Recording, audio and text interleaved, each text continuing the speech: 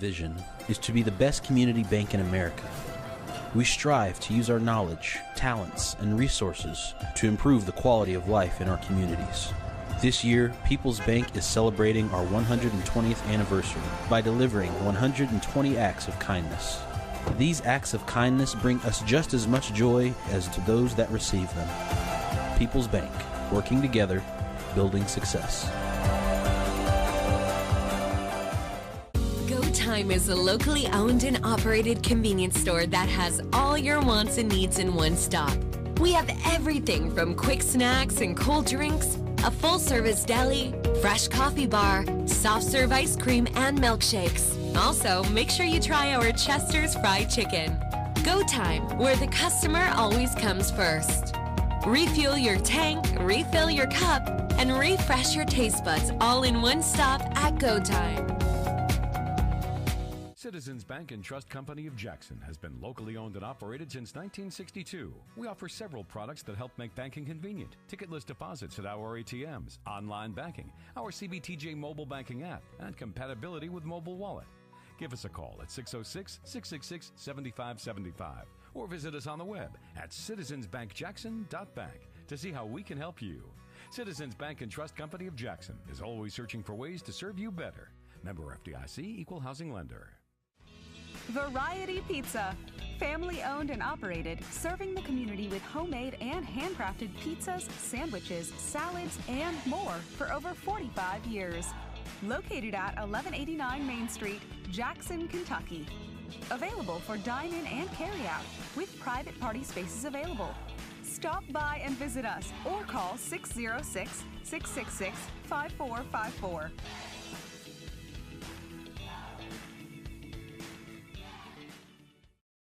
At HCTC, you're more than just a student. I am motivated. I am retired. I am a grandmother. I am a veteran. I am an entrepreneur. I am a son. I am a small business owner. I am HCTC.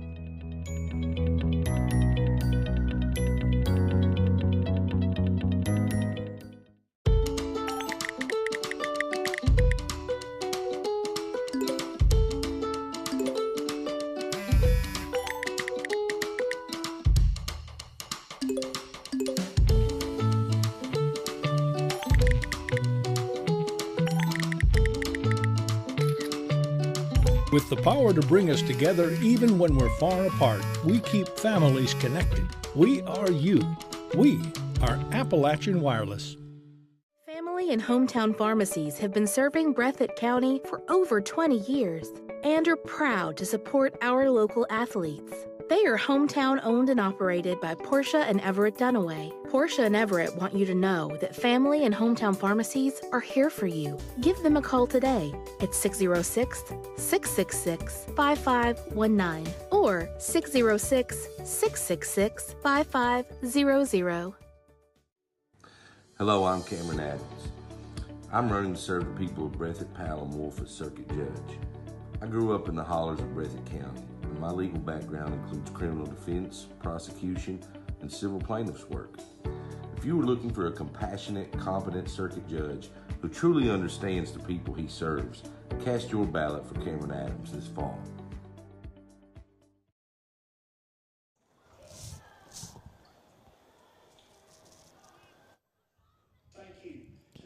Good evening, folks, from the Mike Holcomb Athletic Complex here in Jackson, Kentucky. We have just partaken in a moment of silence as tonight is our Cats versus Cancer ball game. And we are getting prepared for the presentation of the colors from the Breathitt County High School Junior ROTC.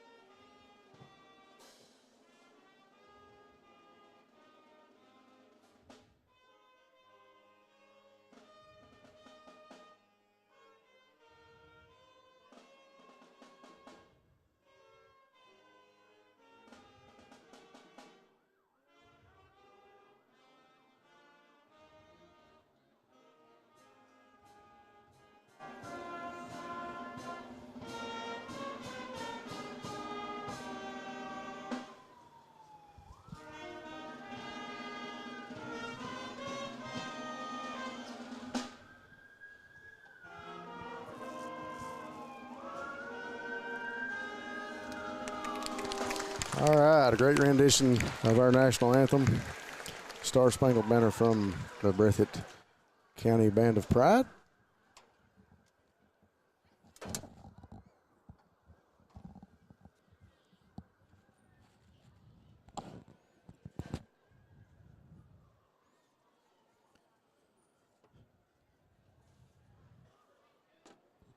Ladies and gentlemen, once again, welcome into the Bluegrass Sports Nation broadcast of tonight's game between the Breathitt County Bobcats and the district foe, the Middlesboro Yellow Jackets. Coach French's Middlesboro Yellow Jackets come in here at 4-2.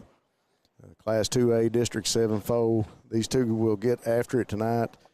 Last year, Middlesboro kind of had the number of the Bobcats, and it's been a kind of a thorn in the Bobcats' side, if you will.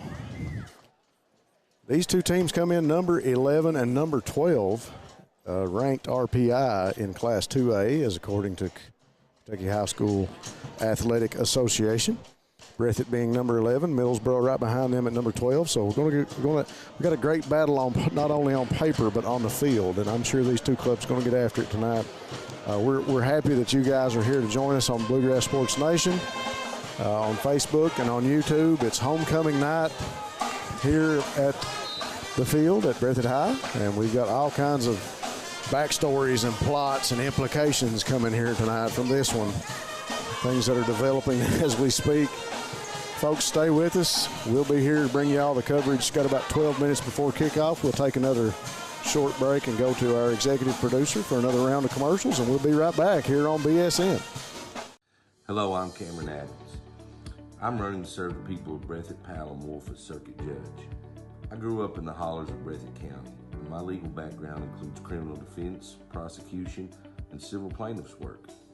If you are looking for a compassionate, competent circuit judge who truly understands the people he serves, cast your ballot for Cameron Adams this fall. Everyone here at SEC Auto Sales wants to wish the Breathitt County Bobcats a safe and successful season. We are located at 650 Highway 15 South in Jackson, Kentucky. If you're in the market for a new vehicle, please call one of our knowledgeable salespersons at 606-272-6888 or visit us online at secautosales.com. Check out our inventory, take a test drive, find your dream car at SEC Auto Sales. People's Bank's vision is to be the best community bank in America. We strive to use our knowledge, talents, and resources to improve the quality of life in our communities. This year, People's Bank is celebrating our 120th anniversary by delivering 120 acts of kindness. These acts of kindness bring us just as much joy as to those that receive them. People's Bank, working together, building success. Lakeside Homes, located in Jackson, Kentucky, has been serving Breathitt and surrounding counties for over 27 years. They have new manufactured homes from Norris, Clayton, and Fleetwood, single wides, double wides, and also an assortment of quality used homes. Many financing options available, offering site prep, delivery, and setup for a no-hassle experience. To find your new home, visit them at 42 Jets Drive in Jackson or on the web at www.lakesidehomesjackson.com or call 606-666-7558. Rose Brothers Department Stores in Jackson and Bateville are happy to help bring all the exciting Bobcat football action to fans this season. Rose Brothers is the destination of fans and athletes for the outerwear, fleece, and footwear you need, whether you participate or spectate. Come see our latest from Columbia, Under Armour, and Simply Southern for adults and children, and use our layaway plan any time of year. Visit our website, rosebros.com, for more information. And join all of us at Rose Brothers in Jackson and Bateville in supporting the young athletes of Eastern Kentucky. PDQ Sales and Services, formerly known as Jackson Wholesale Company, is a locally owned and operated convenience store and grocery store supplier with a full line of products. They have ice cream, groceries, meat, dairy, candy, and more. They even have janitorial supplies, including Tactical Strike disinfectant. Tactical Strike has been approved by the EPA to kill the virus that causes COVID-19. Give PDQ a call today at 606-666-2495. Jackson Electric and Plumbing Supply in Jackson, Kentucky is proud to serve Breathitt, Lee, Wolf, Morgan, Owsley, Perry, and Madison counties. Established in 1982 with over 40 years of service to those communities, Jackson Electric and Plumbing Supply can not only meet your electric and plumbing needs, but also heating and cooling, concrete and metal septic tanks, as well as your special orders. Call Scott and the gang today at 606-666-4052. All right, folks, Bluegrass Sports Nation, we are back from Jackson, Kentucky with a big district matchup between the Middlesboro Yellow Jackets, coached by Larry French. He's been at it a little while. He knows what he's doing. Brings his ball club in at 4-2 to take on the Bobcats of Breathitt County. Of course, that's why you're tuned in, is to watch the Bobcats here tonight. As I mentioned earlier, it's homecoming night. We've got tailgaters down on the far end next to the bus garage that have been here all afternoon. The cheerleaders and the spirit squad are getting lined up just to our right. A great night of football, Eric Collins, in front of us. And I spoke earlier about some implications and some goings-on. And, buddy, I tell you what, it's going to be a great night of football. I can't wait till these two clubs step on the field and tee it off. Yeah, it's a great atmosphere here tonight, Rob. It's, you know, you can feel the excitement. I know I got here a little late, so I've got to travel. I tell you what, had a hard time finding a parking spot. There's a big crowd for the ball game tonight. I'd like to see that. I wasn't aware it was homecoming, but that makes it even more electric a little bit. I'm excited. I'm getting more excited by the second to see what happens because, like you said, Coach French, he always comes with a prepared ball club. They're always well coached. His players line up. You don't see them really with busted plays and confusion. They have a good game plan. But I'm sure that Coach Moore has the Bobcats ready with a good game plan. And I'm interested in seeing these black jerseys out here for the first time. Well, it was a little surprise this week for the Bobcats as Coach Moore put a little thing out earlier this week on Facebook and had the whole community anxious to see what was going on. And then sometimes Thursday afternoon, the black jerseys were broke out of the box, if you will, and passed around. And I tell you what, they look great on the Cats. I think it's going to be a great addition to this ball club, and I look forward to seeing them in them tonight. And I tell you what I look forward to, and I was talking to Ty Back about this earlier. I want to see the Cats come out. They got something to prove to me. I want to see some consistency. Yeah. I want to see this ball club come out tonight, see how they perform against a district foe. It's a big crowd. It's a big hype game. There's a lot going on, a lot of distractions. As a coach, you try to prepare your ball club for playing against adversity, and we've witnessed this club play against some different adversity in the last couple of years. But you want to see how they react in a game like this. Yeah. Homecoming, you got visitors from all over the state, really. So it's going to be interesting. I want to see some consistency. I want to see them execute and see how they play tonight. I mentioned people from all over the state, and I got to take a minute.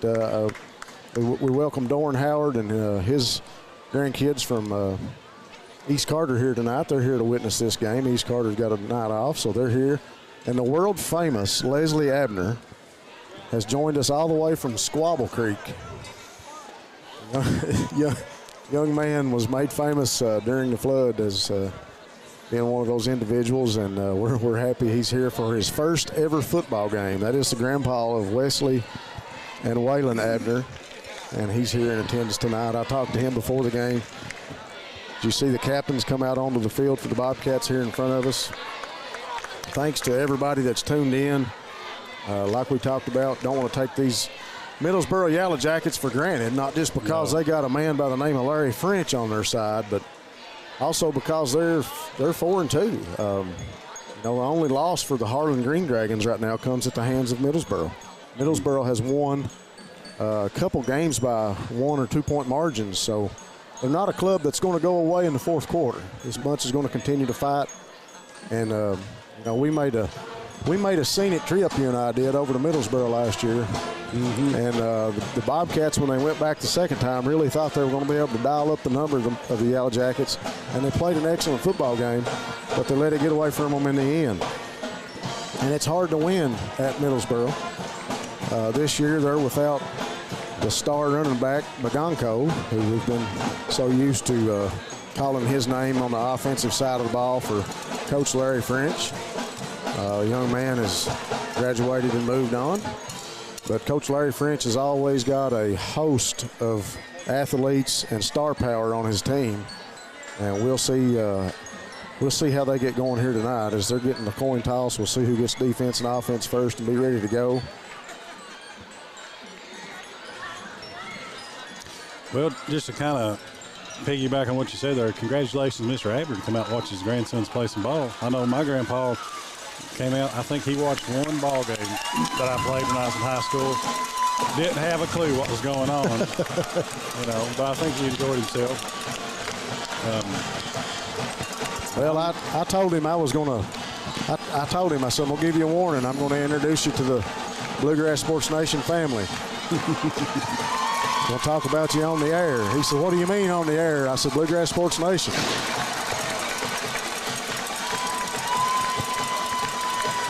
It's been a long time since we've had a crowd and a spirit line like we've got here tonight, but it is packed out, folks. Like Eric mentioned, had a hard time finding a parking place. The Bobcats come rolling through the spirit line and through the Bobcat banner that the cheerleaders have made. We got about 2 minutes and 50 seconds before the game.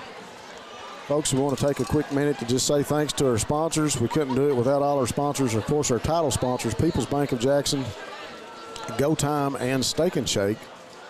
And our game sponsors, Jackson Physical Therapy, Jiffy Mart, Law Office of Darrell Harold, Hutch Automotive and Tire Works, Southern Woods Heating and Air, Breathitt Automotive, Dr. Stephen Howard Chiropractic, SEC Auto Sales, Rose Brothers Department Store, Hazard Community and Technical College, PDQ Sales and Service, Lakeside Homes, Jackson Electric, Family Pharmacy, Hometown Pharmacy, Variety Pizza, Citizens Bank and Trust, Appalachian Wireless, the law offices of David A. Johnson, and Jet Tours. Also tonight we welcome to our sponsor list, thanks again to Harvey Jason Richardson, candidate for Breathitt County Judge Executive. He is a proud supporter of the Breathitt County football team and the Bobcats. For a better future for Breathitt County, vote Harvey Jason Richardson. Go Bobcats. Paid for by Harvey Jason Richardson. Also like to welcome Samuel Bruce Harold onto our political sponsor list. Samuel Bruce Harold for Family Court Judge in Breathitt, Wolf, and Powell counties with family values for family court. Bruce will run a fair, honest, and efficient family court. Go Bobcats, paid for by the committee to elect Samuel Bruce Harold. And we'd like to welcome Monica Lacey, also a candidate for family court judge. Monica has practiced family law for over 20 years in Breathitt, Powell, and Wolf. Monica has the proven experience and commitment needed to serve our community. The right experience, the right choice. Vote Monica Lacey for family court judge, paid for by Monica Lacey. Thanks again to all those sponsors. We got about a minute on the clock. The Yellow Jackets of Middlesboro will get the ball first as they are lined up. Their receiving team from the 50-yard line to our right towards the bus garage. And the beautiful black and blue Bobcat uniforms kickoff team has joined the field just to our left, and Mr. Braxton Terry, number 26, lined up for the kickoff. And right now the referee trying to hold these two ball clubs back. Got about 30 seconds before the horn. Fans still packing in and coming up the ramp into the stadium. Going to be a great night as the sun sets behind the scoreboard. Folks, you don't want to miss this one tonight. Stay tuned. Call a friend, call a neighbor, call a family member. Tell them the Bobcats are taking on the Yellow Jackets. The big game tonight in Class 2A District 7. Now we got triple zeros on the clock. There's the horn. Mr. Referee checks with the kicker, and he's going to make his way off the field. Braxton Terry ready to tee it off.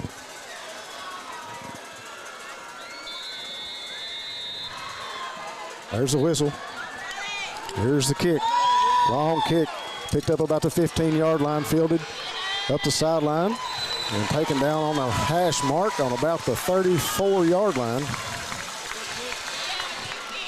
I think that was number 3.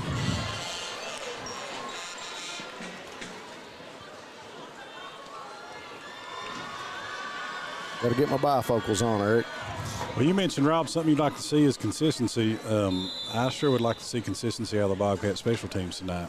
I would too. That's one place they've been lacking. You bring up a good point. I think that was number 3, Riley Foster, on the reception. That was a good catch and run. Yellow Jackets getting set. Quick screen pass over right in front of the Breathitt sideline. Going to be tackled quick back around the 31-yard line. Loss of about 3. Oh, well read and played by the Bobcat defense. They weren't fooled by that open play screen pass at all, Rob. We do have a new quarterback in the backfield for the Yellow Jackets, number 8, Case Bayless. He'll be taking the duties over tonight for the Yellow Jackets. Defense goes to work. You bring up a good point. Defense and offense. This team looks good in a lot of situations this year. We want to see how they come out and do their special teams in this ball game. Man in motion. Snap over the head of Bayless. Handled. One man misses, but a big tackle back around the 15-yard line. Number 33, Brady Tincher. Wow. He didn't bother knocking on the door, Eric. He said, "Here I am, coming through, guys." Yeah, he brought the wood on that play right there. I want to see some more of that out of the Bobcats tonight. So the ball going to be spotted at about the 16-yard line for the Yellow Jackets. 3rd and long, 24 yards to go. Quarterback sits back Bayless, screen pass to number 1. He's going to be gobbled up immediately after catching the ball. About 3 Bobcats in on the tackle. Robertson, Ritchie, and Hoskins, 3 of the Bobcats to come out of that tackle pile. Rob, they had started out with a screen pass, had a, that snap was kind of high, but it was mishandled. Then another screen pass, that's I think that drive was a result of missing their starting quarterback. I think you're right. Starting quarterback Caden Grigsby not playing here tonight for the Yellow Jackets. Bayless taking over the duties. Punt team for the Yellow Jackets. Onto the field. One lineman shows up late, barely gets there on time, gets the punt away. Punt going to hit around the 40 and roll and be touched and covered at about the 46-yard line.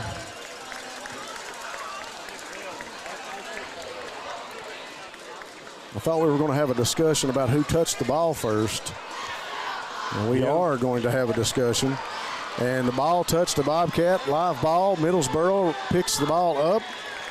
So that'll be a People's Bank of Jackson first down for the Yellow Jackets. As the ball got tangled up in the feet, Eric, I believe, of a Bobcat and a Yellow Jacket, and referees make the decision. Bobcats touch the ball, defense stays on the field, and the Yellow Jackets dodge a bullet with that one as they come up with some good field position. Yeah, that's an unfortunate play for the Bobcat special teams there, but you can't blame that young man. He was doing his job. The ball just bounced right into him. Well, it was a low punt. You know, it's hard to get away from a low punt.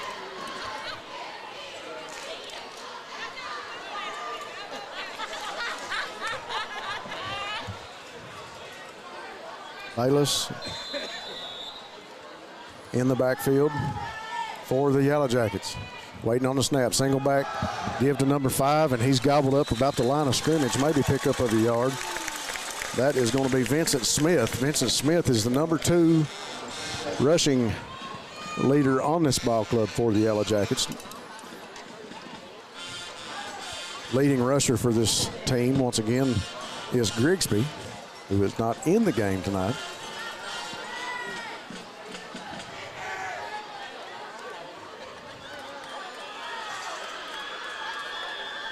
Yellow Jackets get set, one wing back to the right. Turn, give, busted play. Going to be sacked in the backfield. I think the quarterback tried to make the best out of that. He turned to the right, and the running back to his left was already up in front of him as he turned to make the give to the right, and no one was home, so he had to tuck it. Yeah, that's another play that's a result of missing your starter right there. Loss of about a yard. Looks like it's going to be 3rd and 11 to go for the Yellow Jackets on the 44-yard line. Yellow Jackets have not made it across the 50 yet here in this series, so still on their side of the field. Bobcat defense trying to make a stop. Wesley Abner here in front of us. Defensive back going to work. Back in the backfield, sits back to throw. Bayless across the middle of the field, goes deep. Got a couple guys down here knocked down. Bobcats put a couple guys in the area. Number 1, I believe, was the intended receiver. And that would be Cameron Wilson. So the pass is incomplete. It's going to bring up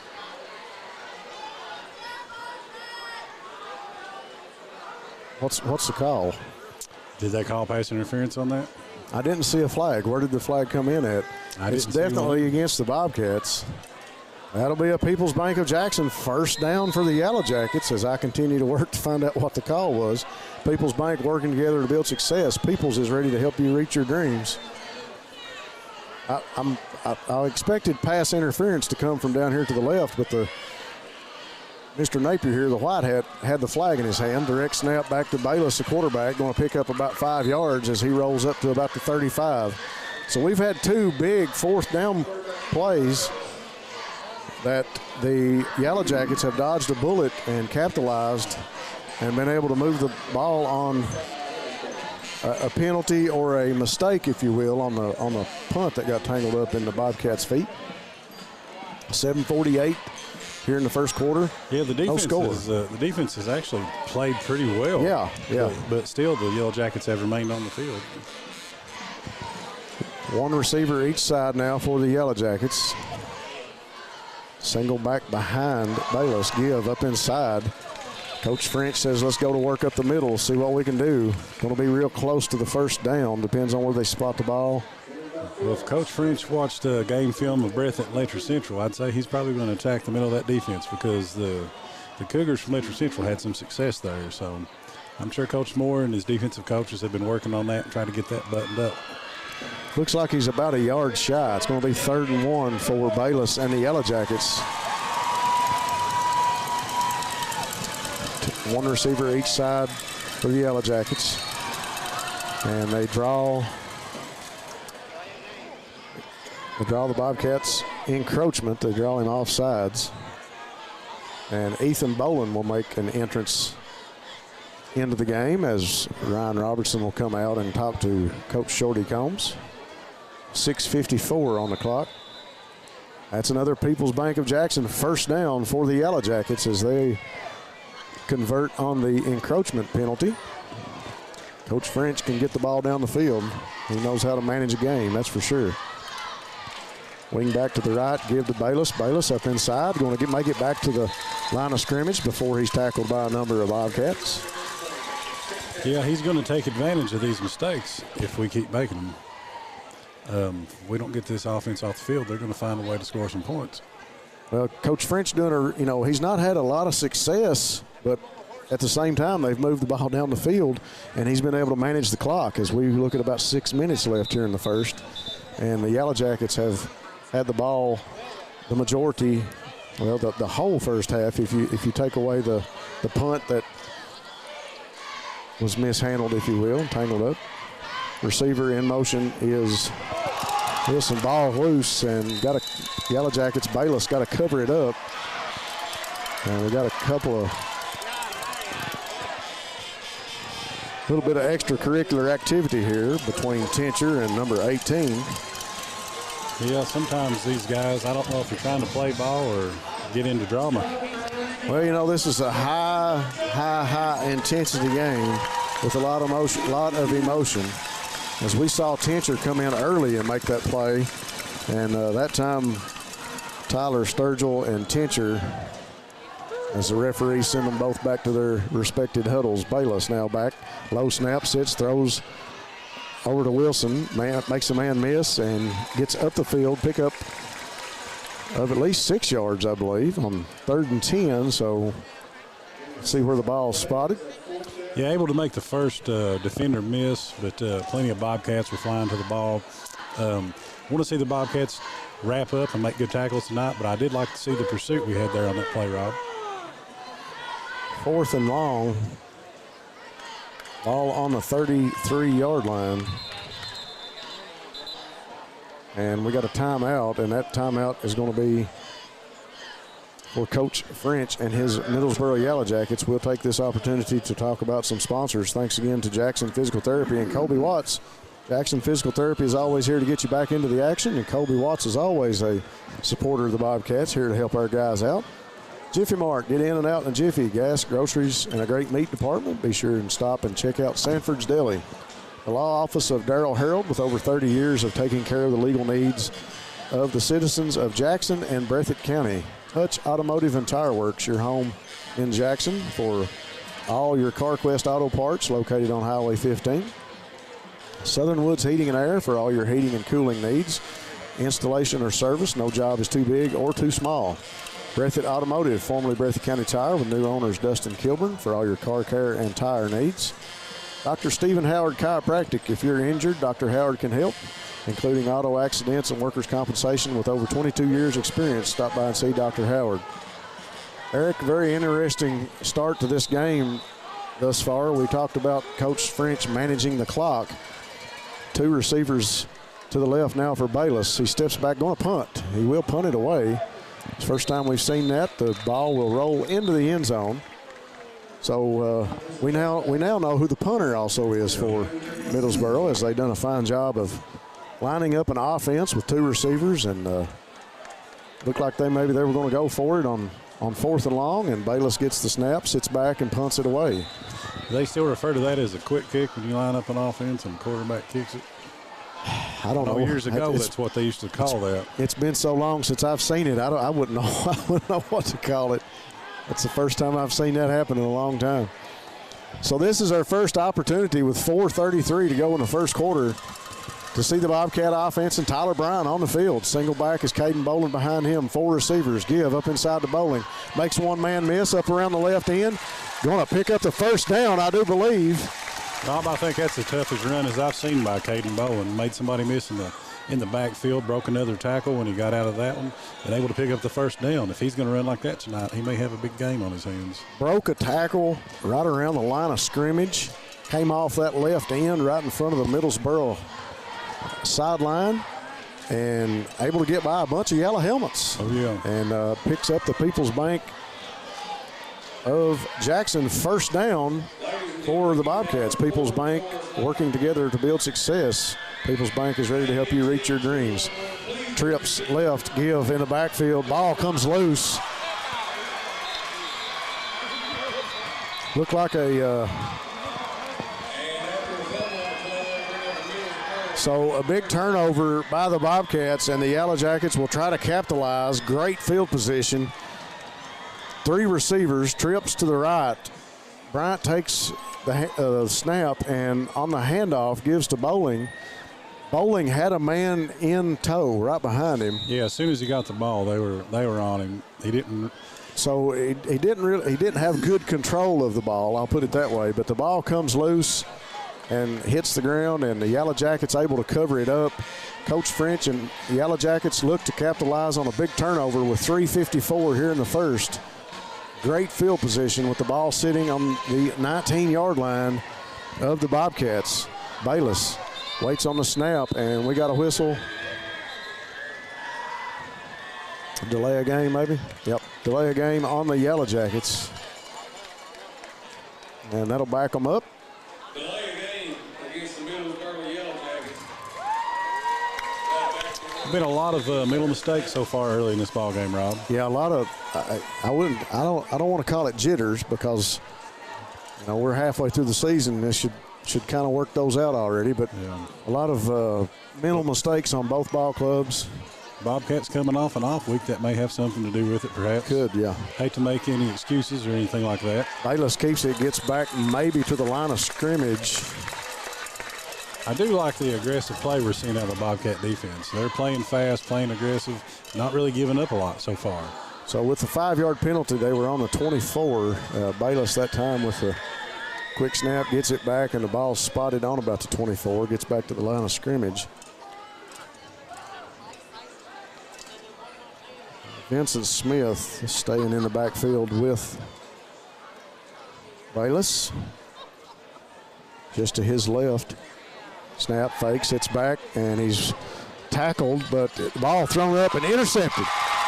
Intercepted by Austin Sperry. Tried to shake a couple tackles. Good job by the defense of the Bobcats, and Austin Sperry, he's going to get back to the 10-yard line before he's brought down. So with 3:05 to go, the Bobcat defense gives them a little life. Yeah, it's a good catch by Sperry. It's hard to catch the ball like that when you got somebody in front of you. It looked like it came through the receiver's hands and able to handle it. I think I'm right, but I believe it was number 75 that was, I think that's Dylan Spencer, that was really putting the heat on Bayless back here and maybe forced the ball up a little early, and it was a high pass. It was. And that gave Sperry some time to gather himself behind the receiver and pick that one off, and Sperry just skied up over top. Quick throw by Bryant to Isaac Wheels Turner. Shakes one tackle up the sideline, makes another man miss before he's pushed out of bounds. It's a good pursuit by number 8. If it hadn't been, I believe Wheels would still be rolling. He had a lot of green grass in front of him, my friend. That'll be a People's Bank of Jackson first down by Isaac Wheels Turner. People's Bank of Jackson working together to build success. People's is ready to help you reach your dreams. Right now it's a great time for the Bobcats to show us some execution and consistency we've been waiting on here in the first quarter. We talked about it in the pregame. We got Corey Combs and Gibby Gibson in the backfield. Pass over to Sperry, a little screen pass, out of bounds at around the 31-yard line. Nice catch by Sperry, gets out of bounds. 2:54 to go here in the first quarter. Second and about 2, pickup of about 8 yards on the screen play. Snap from Evan Miller up front, good push by the line. Up inside is Caden Bowling, and he's going to push forward. That'll be another People's Bank of Jackson first down for the Bobcats. Cats pick up another first down. Going to work, no huddle offense, waiting on the call. Right now we've got 2 receivers to the far side.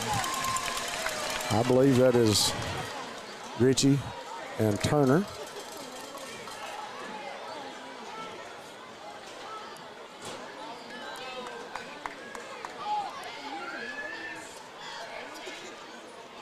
Gibby Gibson gets set. Now 2 backs just to the right of Bryant. Turn, give to Gibson.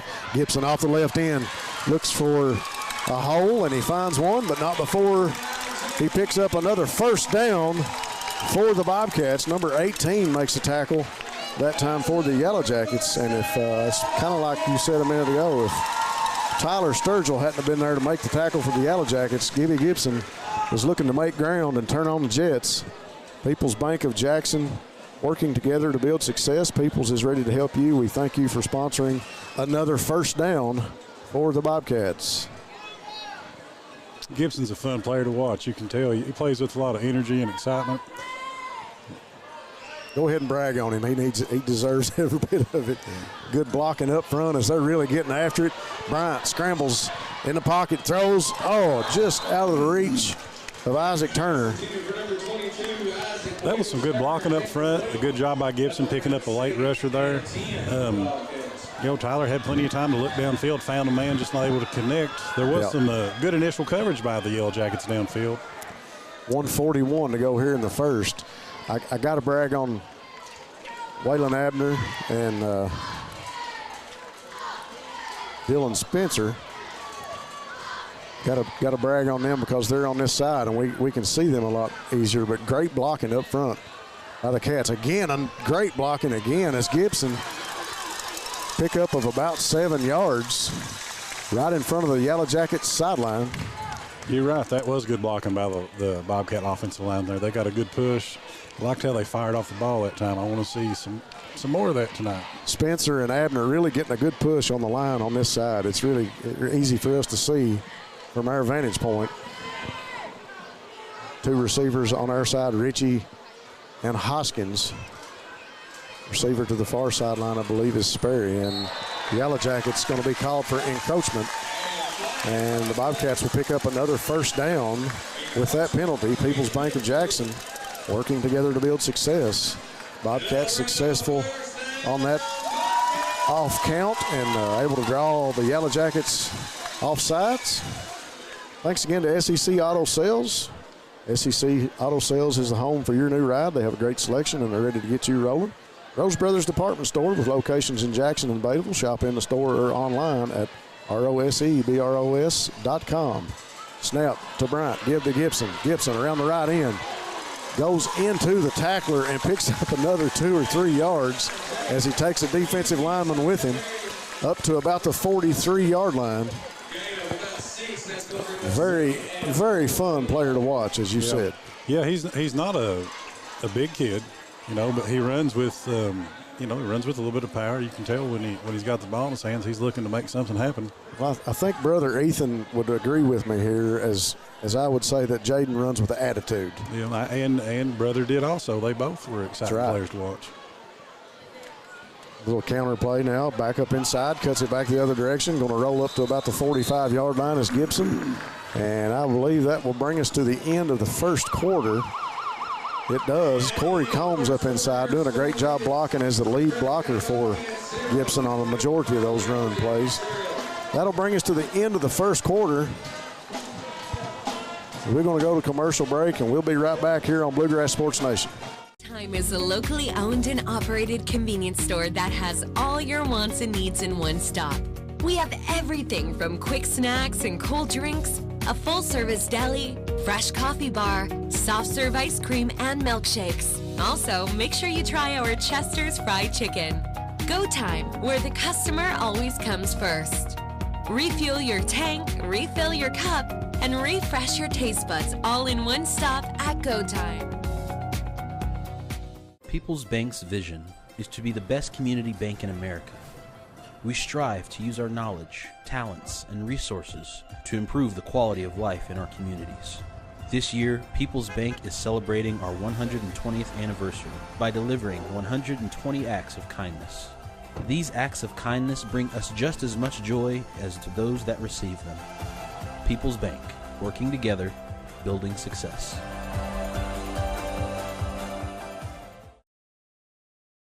We are back, folks, and we want to say special thanks to HCTC, who offers educational programs that work for you with campuses in Hazard and Jackson. Never underestimate you. PDQ Sales and Service, formerly Jackson Wholesale, serving the wholesale needs and supplying Eastern Kentucky. Lakeside Homes, if you're looking for a new home, Lakeside Homes is your stop for the best selection. Stop by and see the guys at Jackson Electric and Plumbing for all your electrical, plumbing, heating, and septic and appliance parts. Family Pharmacy and Hometown Pharmacy, great people who have your safety at heart. Variety Pizza, your home for the best pizza in Jackson, along with their famous hoagies. Citizens Bank and Trust, celebrating 60 years serving the financial needs of Breathitt County. Appalachian Wireless is Eastern Kentucky. Great service, great people. Get more with Appalachian Advantage Plan. Bobcats go back to work with Gibby Gibson right up the middle that time. Gibson able to pick up another People's Bank of Jackson first down for the Bobcats as he gets up to about the 32-yard line, maybe the 30. Well, it looks like, no, I'm wrong. He's on about the 28 now. Coach Moore looks like he's found something he likes here with this running game in Gibson tonight. It's been effective so far. They worked it a lot in practice this week. Law offices of David A. Johnson with offices in Hazard and Jackson. If you're injured, call David and his staff. Bryant sets to take the snap. Give to Gibson. Gibson looks inside. Dances, makes a move, goes up, and he's up to about the 23, 24-yard line. And thanks again to Jet Tours. Find your next adventure at Jet Tours. Great travel with great people. Proud to be a sponsor of Breathitt Bobcat football. Special thanks again to all those sponsors here tonight. We've got a great one. District action, Middlesboro Yellow Jackets and the Breathitt Bobcats. 0-0, 10:56 to go in the second quarter. Still in first half action. Bryant looks, throws. Sperry makes one man miss. Second guy able to get a hold of the ankle and trip him up. Good effort to try to make something out of that, but they were all over him, man. Nice catch as he's able to turn that route immediately back in and make the defensive back miss for the Yellow Jackets. Well, Rob, I got to ask real quick, what's your hot take on the black jerseys? I like them. That's a trend that's going on all around the country. You see with, the last night the Bengals had the white out. Here at Bobcat Nation, We got a blackout here tonight with the pep section in black and the Cats wearing the black jerseys. I really like it. Gibson up inside, up to about the 16, 17-yard line. I like the look, and I tell you what else I like about it. I like the fact that Coach Moore says, hey, guys, I got a little surprise for you. Yeah. We got a little something extra for you this week. Yeah, I think that was handled well. I mean, that has an effect on these young guys. You know what I mean? And they even do that in college with all the different uniforms they have available. Little something to get some juice going with the Bobcats. I've got to be honest, I did not expect to like that. I'm kind of a traditionalist. I like the blue and white, but I like it a lot more than I thought I would. Yeah, it looks good. They keep the blue pants with the black jerseys. I like the look.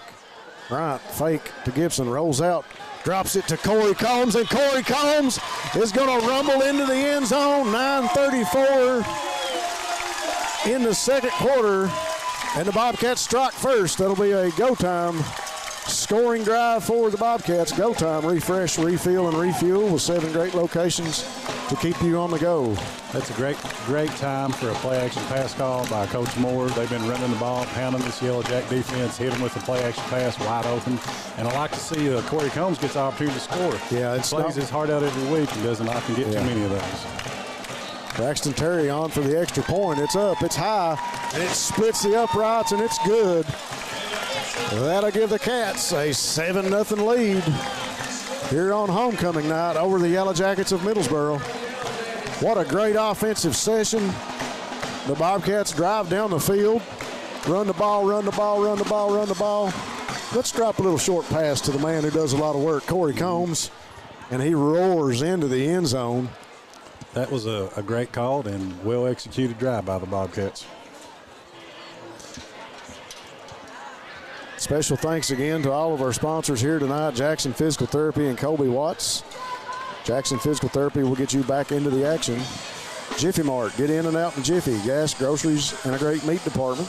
Law Office of Darrell Harold with over 30 years of taking care of the legal needs of Jackson and Breathitt County. Hutch Automotive and Tire Works, your home in Jackson for CarQuest Auto Parts. Southern Woods Heating and Air. Southern Woods for all your heating and cooling needs, installation or service.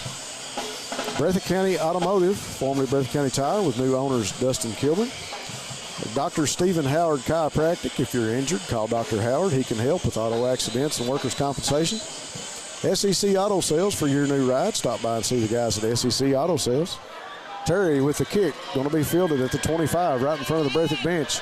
Up the sideline and out of bounds right in front of us at the 45. Pickup of about 20 yards by number 1. That is Cameron Wilson, a big, tall receiver for the Yellow Jackets, back in the receiving team for the Yellow Jackets on kickoff coverage. And good catch and run right there on the kickoff return. He picked it up in motion. He got under it and picked it up en route, and he went north real quick. He picked up of about 20 yards. Ball going to be spotted on the 44 right in front of us here at midfield as Coach French's offense will come out and go to work. Bayless in the backfield is quarterback, and I think that's number 5. That's Vincent, I believe, back there with him. Give up inside to Vincent, and he's going to be probably pickup of about a yard as he makes it up to about the 45-yard line. Tackled by Hudson and also Corey Combs. You know, Rob, maybe it's just me, but it looks like the Bobcats have gone back to the basics or fundamentals, because so far in the game they've done a better job of both running and stopping the run than the last outing we saw them in. Yeah, I'm really pleased with the way they've tackled, and I'm really, really pleased with the way they blocked in that first quarter. And this part of the second quarter, you got Gabe Fugit in there now at the nose guard doing a great job inside. Sheds his block, man in tow. Bayless gets back to the line of scrimmage, and he's going to be gobbled up over in front of the Yellow Jacket sideline. Hoskins now coming back onto the field. I think he'll go in at nose guard for Gabe, and he does. I like seeing how the Bobcats were able to string that play out towards the sideline over there. Yeah. And, that's a problem or a weakness that I've noticed in a couple of games this year is letting the other team get the edge, and they were able to keep them from doing that, string it out, let the pursuit get there. You can tell that that's been the point of emphasis for the defense. Yep, pickup of about 2 yards, so we're going to go with 3rd and 8 now. Ball sitting on the 46-yard line, just shy of Bobcat territory. Snap to Bayless. Bayless sits back, throws right to the sideline, tipped, and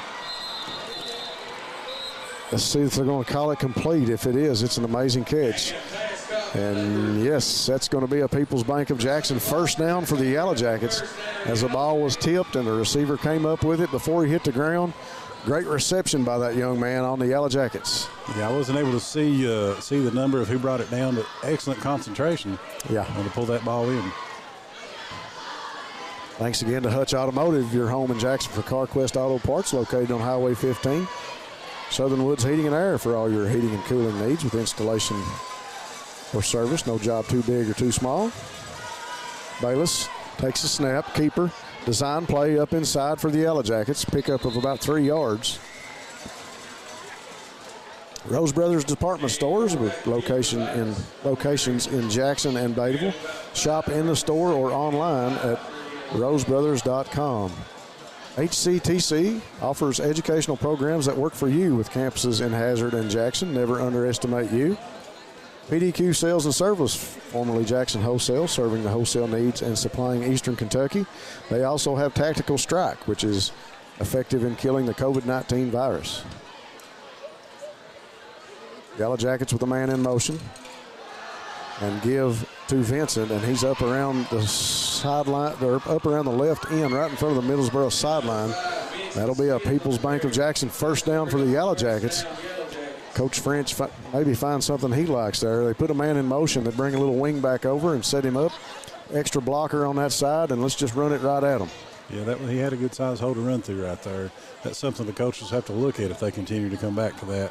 Yep. Lakeside Homes, if you're in the market for a new home, be sure and stop by Lakeside Homes. They're your one stop for the best selection, and you'll always get a great deal at Lakeside Homes. Same thing, man in motion.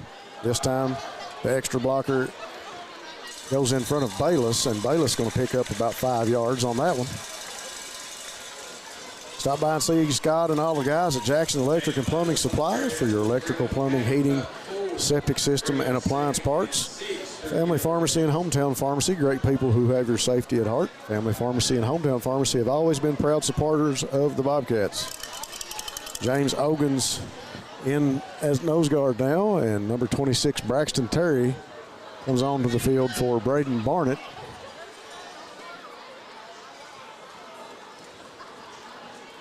Bayless and Vincent give to Vincent.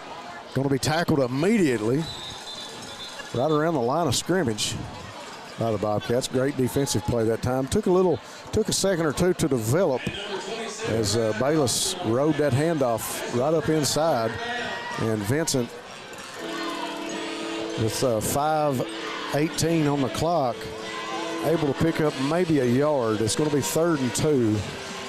We saw a lot of similar plays against the Letcher Central Cougars. They had a lot of slow developing runs, and the quarterback would pull it late. You know, anybody who watched that game is probably going to want to try that and see if they have their success. But I think the Bobcats have, they've been coached up, and, they're ready for that. Exactly right. Give up inside again to Vincent. Got a big hole inside. Going to be taken down after the People's Bank of Jackson pickup of a first down. People's Bank of Jackson working together to build success. Big hole inside, and Vincent makes the Bobcats pay. As you see, Dylan Spencer and Gabe Fugit come back onto the field for Hudson and Ogans, inside defensive guys now. Yeah, that was a quick hit and run right there.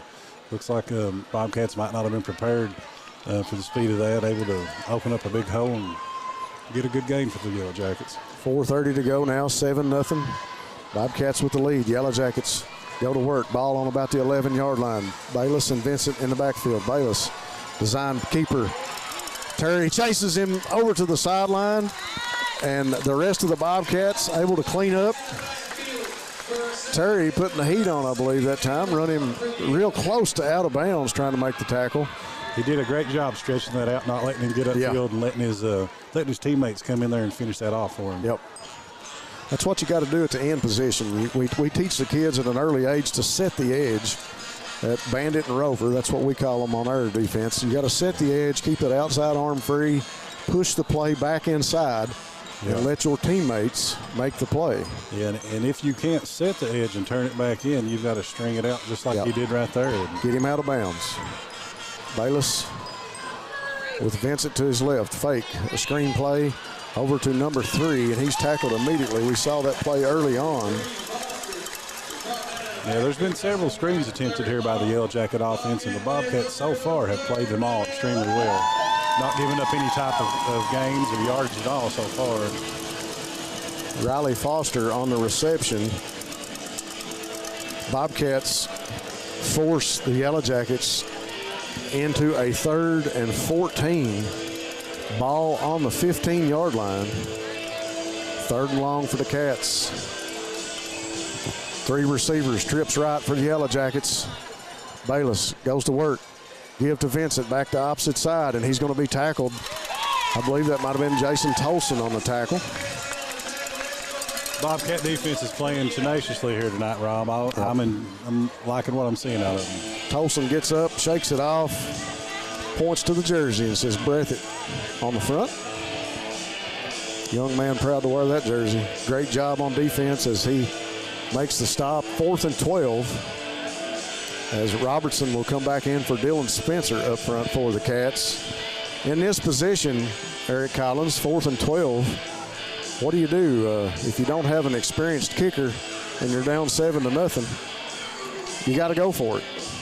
Yeah, I think that you do, Rob, and I think you've got to put the ball in the air on this play. Even without your first-string quarterback, you've got to try to make something happen here, and it's very difficult on the ground, especially as well as this Bobcat defense has been playing tonight.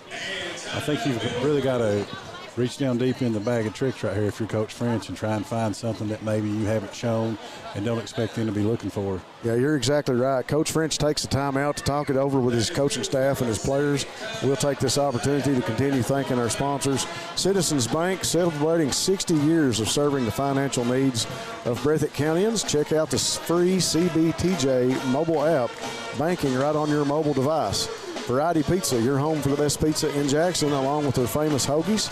Appalachian Wireless. Appalachian Wireless is Eastern Kentucky. Great service, great people. Get more with the Appalachian Advantage Plan. The law offices of David A. Johnson with offices in Hazard and Jackson. If you've been injured, be sure and give David and his staff a call. They are the car wreck professionals. Jet Tours. Find your next adventure with Jet Tours. Great travel with great people. Proud to be a sponsor of Breathitt Bobcat football.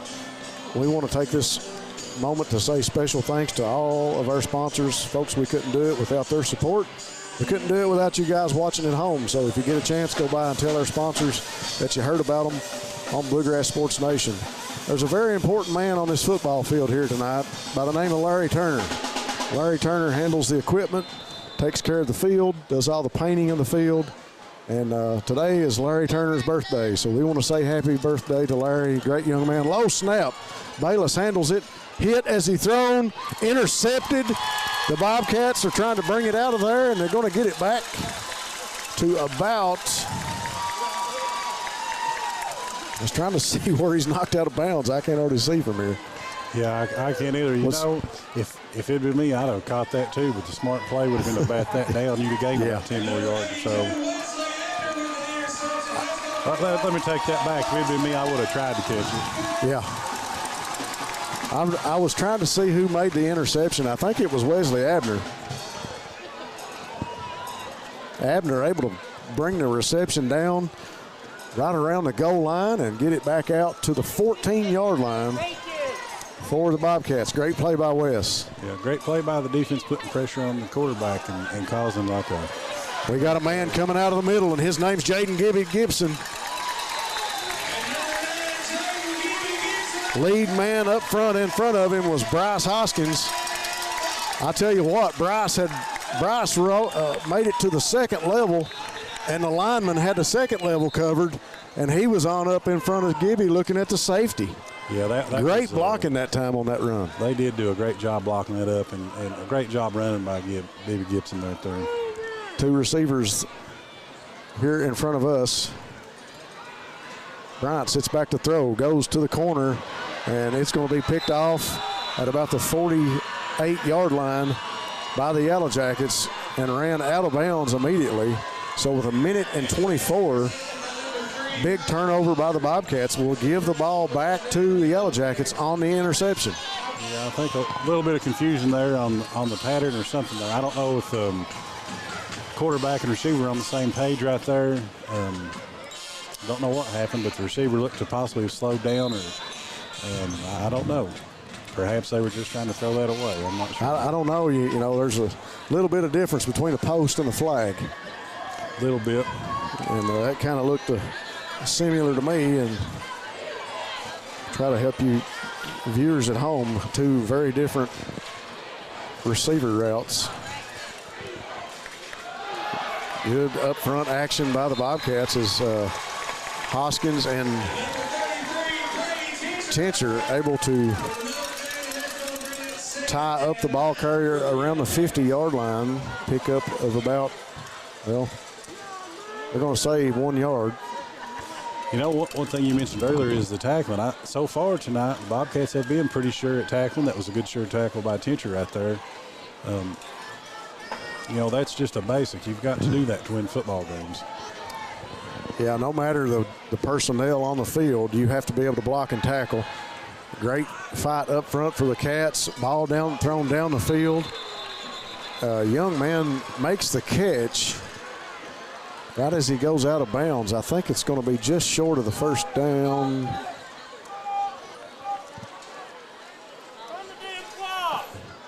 There's no way that's a first, I don't think, from here. Looks to me like he's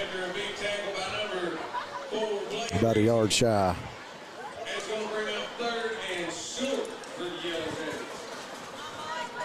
Third and short for the Jackets. Clock running with 33 seconds to go. 7-0 Bobcats. Yellow Jackets go to work on about the 41-yard line. Bayless sits back to throw. Going down the sideline deep for the end zone. Ball is up. Juggled by Wesley Abner and dropped. Had two great defensive backs back there. No, that was Isaac Wheels Turner able to bobble the ball. Abner was the DB on the receiver. Yeah, Abner had good coverage, but Wheels just about got over and got him an interception too, Rob. I thought he was going to have that. Abner with great coverage that time on the receiver, and Turner almost able to come up with an interception. That'll force the Yellow Jackets into a 4th and 1 situation. Got to watch the ball here if you're the defensive line for the Bobcats. 19 seconds to go. French can pull anything out of his hat. Bayless give inside, tackled immediately. Jason Tolson says, no thank you, you're not going to bring it inside on the Bobcat defense tonight. Young man's excited after that play, and he's got a right to be. I mean, that was excellent penetration. Wrapped up the runner, did not let him advance. That's the kind of defense that you really like to see of these Bobcats. When you see a linebacker play with that much emotion, you know, that's an important position on a defense. And when you see a young linebacker playing with that much emotion, you got to love it. Yeah. Absolutely. So with 14 seconds to go before the half, Bobcat offense back on the field to see if they can make something happen. 4 receivers, 2 each side. We got a quick flag. Screen pass over to Sperry, going to be wrapped up at about the 49-yard line.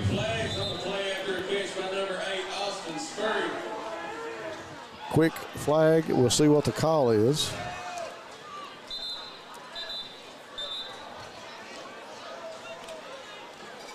Offsides on the offense, so that'll back them up 5 yards.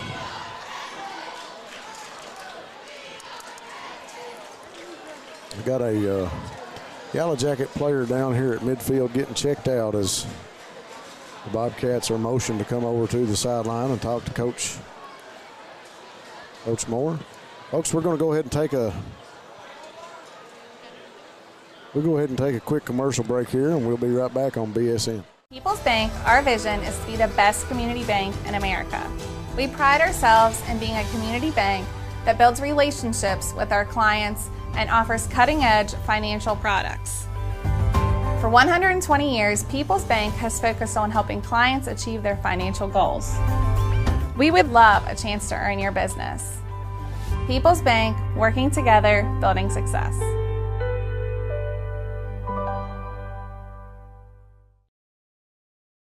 We are back here from the Mike Holcomb Athletic Complex. 7 seconds before halftime. Coach Kyle Moore and the Bobcats with a 7-0 lead over the Yellow Jackets of Middlesboro. We knew this was going to be a slobber knocker, if you will, Eric Collins, between these two ball clubs. Both teams with great records coming in, high RPIs in KHSAA's ranking system.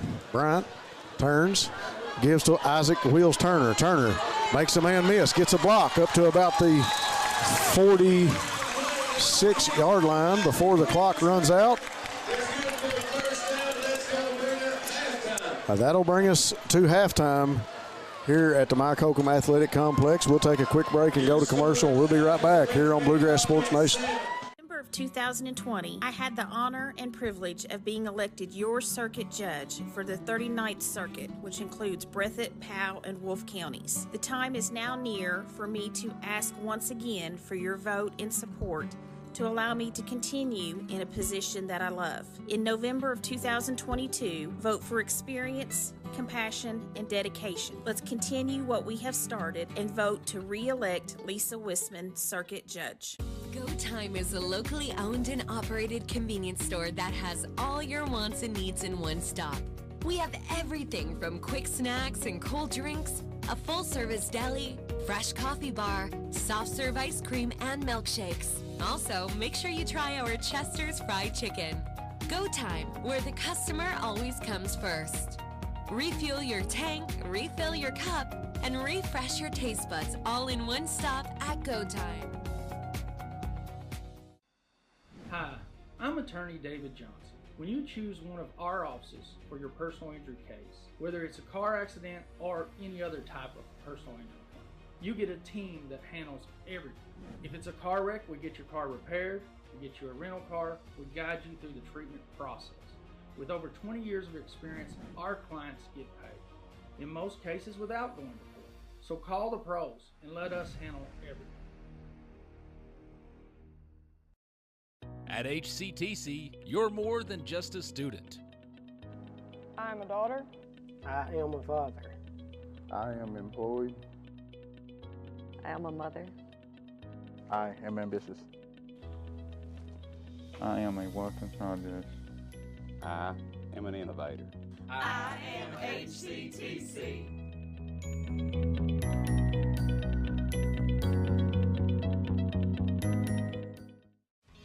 Variety Pizza.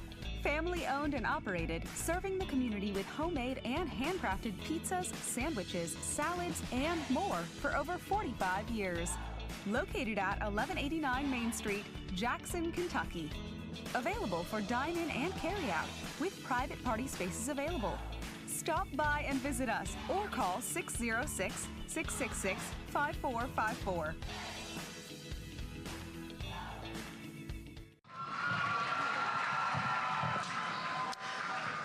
Also representing the 7th grade class is Miss Isabella Smith. She is being escorted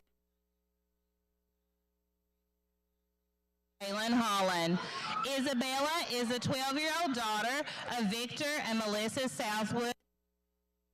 She enjoys playing basketball, and her future plans include to be a realtor. Miss Isabella Smith.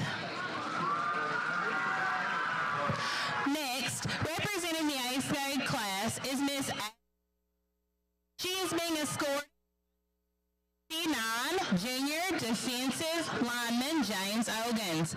Addison is the 14-year-old daughter of Jeremy and Melissa Hall of Jackson. She enjoys playing volleyball and plans to attend college to be a pharmacist. Miss Addison Hall.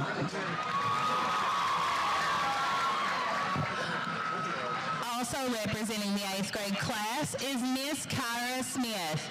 She's being escorted by number 21, freshman wide receiver Alex Strong. Kyra is a 13-year-old daughter of Greg Smith, Alicia Smith, and Fritz Eiserman of Jackson. She enjoys cheerleading and plans to attend UK to cheer and be Miss Kyra Smith. Representing the middle school football team is Miss Tinley Hayes. She is being escorted by freshman offensive lineman Sawyer Hall. She is a seventh grader and the 12-year-old daughter of Jared and Brittany Hayes of Jackson. She enjoys playing softball and basketball, and her future plans include to become a lawyer. Miss Tinley Hayes. Representing the middle school girls basketball team is Miss Bella Napier. She is being escorted by number 74, freshman right tackle Chris Neese. Bella is a 7th grader and the 12-year-old granddaughter of Carol Trent and niece of Rose Trent. She enjoys agriculture class at BHS, and her future plans are to go to college and become a doctor. Miss Bella Napier. Next, we would like to introduce our high school candidates, starting with 9th grade representative, Miss Savannah Holland. She is being escorted by number 77, freshman center Carson Miller. Savannah is the 14-year-old granddaughter of Robert and Mamie Cockerham of Boonville. When she graduates, she plans to pursue her dream of a career in law enforcement. Miss Savannah Holland. The next 9th grade representative is Miss Tia Markwell. She's being escorted by number 23, freshman free safety Austin Barker. Tia is the 14-year-old daughter of Dina and Shane Perkins of Kurt. Tia loves being part of FFA and plans to attend EKU after graduation. Miss Tia Markwell. Next is our first 10th grade candidate, Miss Victoria Wells. She is being escorted by number 72, junior nose guard Gabe Fugate. Victoria is a 15-year-old daughter of Chris Wells and the late Wilma Wells of Haddocks. Her favorite part of homecoming was baking treats to pass out. She plans to pursue a career in oncology. Miss Victoria Wells. Our second 10th grade candidate is Miss Madison Strong. She is being escorted by number 82, junior corner Wes Abner.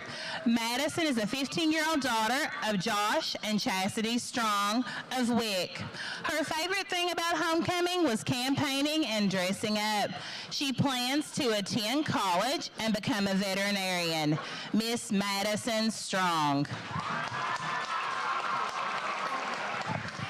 Our first 11th grade representative is Miss Mallory Egan. She is being escorted by number 54, junior left tackle Jacob Parker. Mallory is a 16-year-old daughter of Josh Egan and Heather Pelfrey of Van Cleve. She enjoys spending Friday nights on the Riverbank with the Bobcats, and her future and plans are to become a therapist. Miss Mallory Egan. The next 11th grade representative is Miss Haley Hayden. She is being escorted by number 75, senior right tackle Dylan Spencer. Haley is a 16-year-old daughter of Clayton and Shauna Hayden of Watts. She enjoys playing volleyball and plans to attend college to major in anesthesiology. Miss Haley Hayden. Our first 12th grade candidate is Miss Riley Bush. She is being escorted by number 76 junior center Evan Miller. Riley is a 17-year-old daughter of Ryan and Lorna Bush. She has been busy scheduling college visits to select a college to attend and major in pre-veterinary programs. Miss Riley Bush. Our Our second 12th grade candidate is Miss Kaylee Ritchie. She is being escorted by number 2 sophomore linebacker, running back Jason Tolson. Kaylee is a 17-year-old daughter of Tim and Samantha Ritchie of Van Cleve. She loves being on homecoming court because of the supportive atmosphere and getting to meet more students in our school. Her future plans are to study dental hygiene. Miss Kaylee Ritchie. Next, we will introduce our fall sports representatives, starting with the band representative, Miss Maddie Haddix. She is being escorted by number 8 sophomore wide receiver Austin Sperry.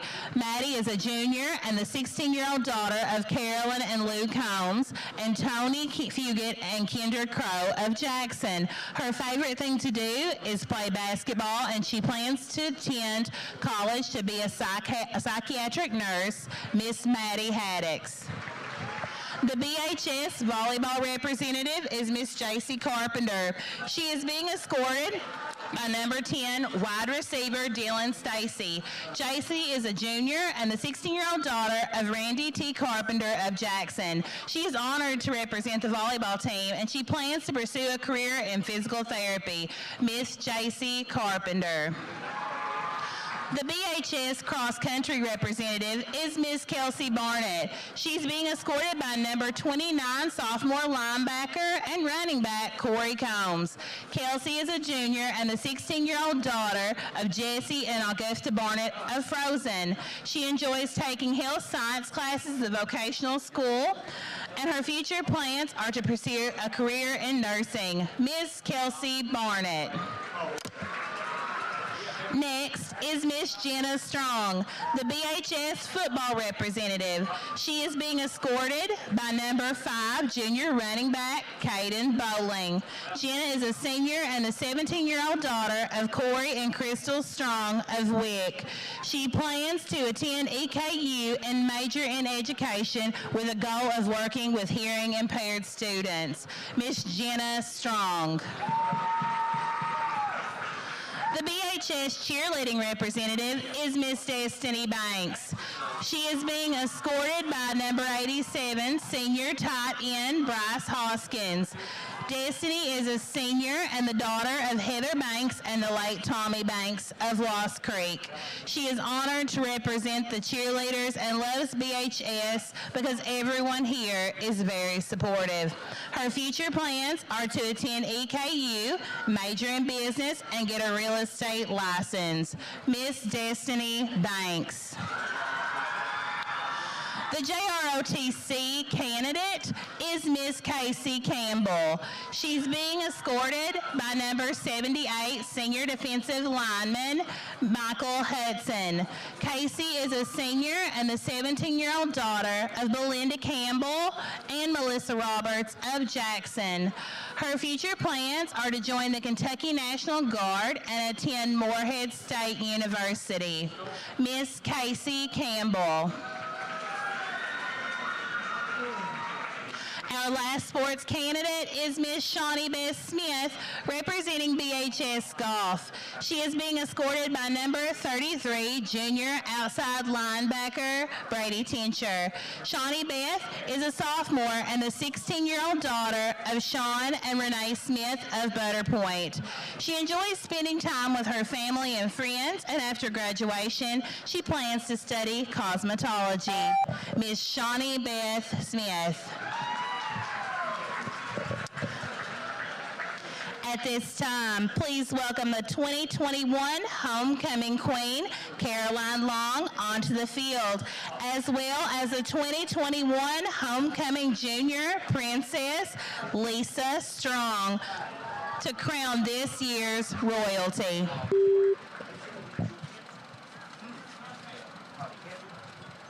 The 2022 Junior Princess is Miss Bella Napier.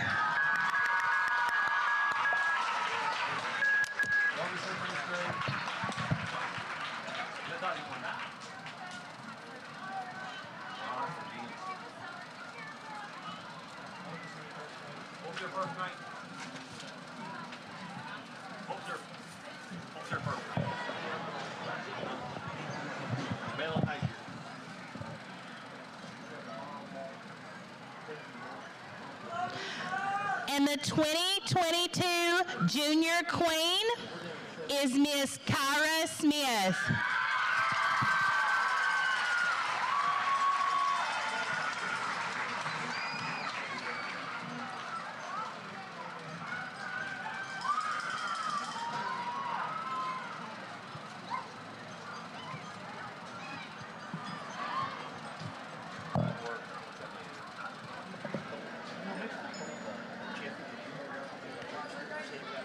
From Breathitt High School, the 2022 Princess is Miss Riley Bush.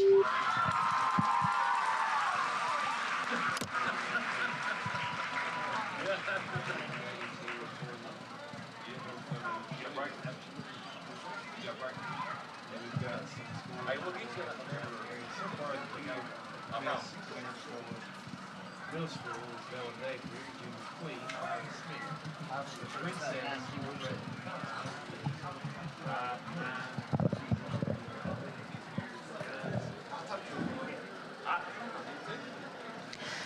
And the 2022 Homecoming Queen is Miss Destiny Banks.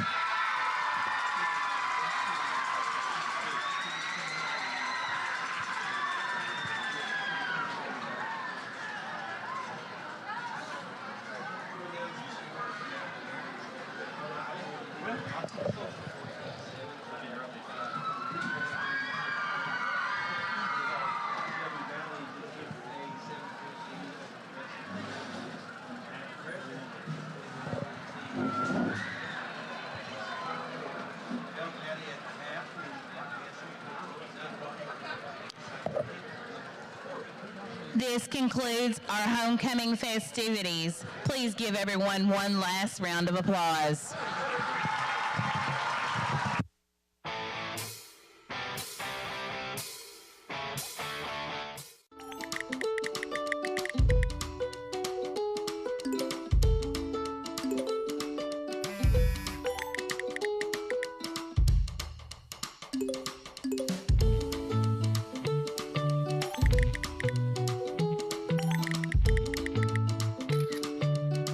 With the power to bring us together even when we're far apart, we keep families connected. We are you. We are Appalachian Wireless. Family and hometown pharmacies have been serving Breathitt County for over 20 years and are proud to support our local athletes. They are hometown owned and operated by Portia and Everett Dunaway. Portia and Everett want you to know that family and hometown pharmacies are here for you. Give them a call today at 606-666-5519 or 606-666-5500. Citizens Bank and Trust Company of Jackson has been locally owned and operated since 1962. We offer several products that help make banking convenient. Ticketless deposits at our ATMs, online banking, our CBTJ mobile banking app, and compatibility with mobile wallet. Give us a call at 606-666-7575 or visit us on the web at citizensbankjackson.bank to see how we can help you. Citizens Bank and Trust Company of Jackson is always searching for ways to serve you better. Member FDIC, Equal Housing Lender. Bluegrass Sports Nation, live from the Mike Holcomb Athletic Complex, bringing you the homecoming festivities here tonight.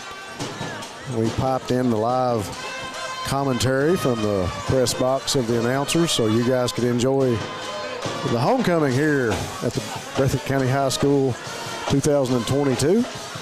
2:40 to go on the clock, Eric Collins, before the Yellow Jackets and the Bobcats get back to a little business. Yeah, we were talking about earlier. I'm surprised that there was not more scoring, but there's a lot of odd things happening in the first half there. You know, a few mental mistakes. Yeah, we kind of spoke about the aspect that there's not a whole lot of offensive stats to talk about other than some of the penalties and some of the strange happenings and, the ball getting tied up in the Bobcats' feet on the punt, the interceptions that came for both ball clubs. Just one of those things that happened maybe in the first quarter. It's not really jitters, but it's just two ball clubs getting after things and maybe some pressure and a new quarterback or a gentleman that's maybe not used to playing quarterback as much for the Yellow Jackets, taking the helm in a big district rivalry. We've witnessed a lot of Bobcats being on the field. There's been a lot of people playing defense. We had Ogans and Braxton Terry on the field, and we've had a number of people coming and going on the defense, and seem to be in it. The thing that I like about that is it's keeping some fresh guys on the field. Really, we didn't miss a beat. Ogans came in and played some nose guard. We had Gabe Fugit in there. Bryce Hoskins has been in there. Ryan Robertson, Michael Hudson bringing up the tackles position. It's just there's been some fresh guys coming and going. Yeah, you're right. I think that's going to help the Bobcats, especially later on down the road. We're at the mid-season point. So getting those guys on the field in a game like this with district implications and a big game atmosphere, it can't do anything but help the Bobcats going forward to get those guys primed and ready for some action. No, you're right. It's only a good thing to get as many people on the field, get some game reps in, because game reps are different than practice reps. Yeah. Get them in that situation, under the lights in front of a crowd. That way when you have to call on them, they're, comfortable with it and able to go in and do what you ask them to do. And I wonder if the last couple of weeks hasn't had something to do with that. Bobcats struggled to stop the run last week. You just got to say it like it was. And maybe that's why they figured they need to get some more guys in there, keep guys fresh, and be able to play a little tougher sometimes against the run. I as a coach, from a coaching standpoint, I've never been a coach in a high school game, but from a coaching standpoint, I think I would absolutely hate I shouldn't use that word, but I would not admire the halftime festivities and not being able to talk to a lot of my guys.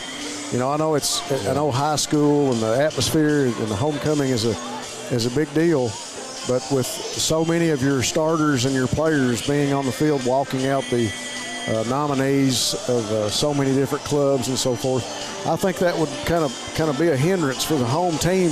The coach not being able to speak to all of his players, being able to talk to those guys.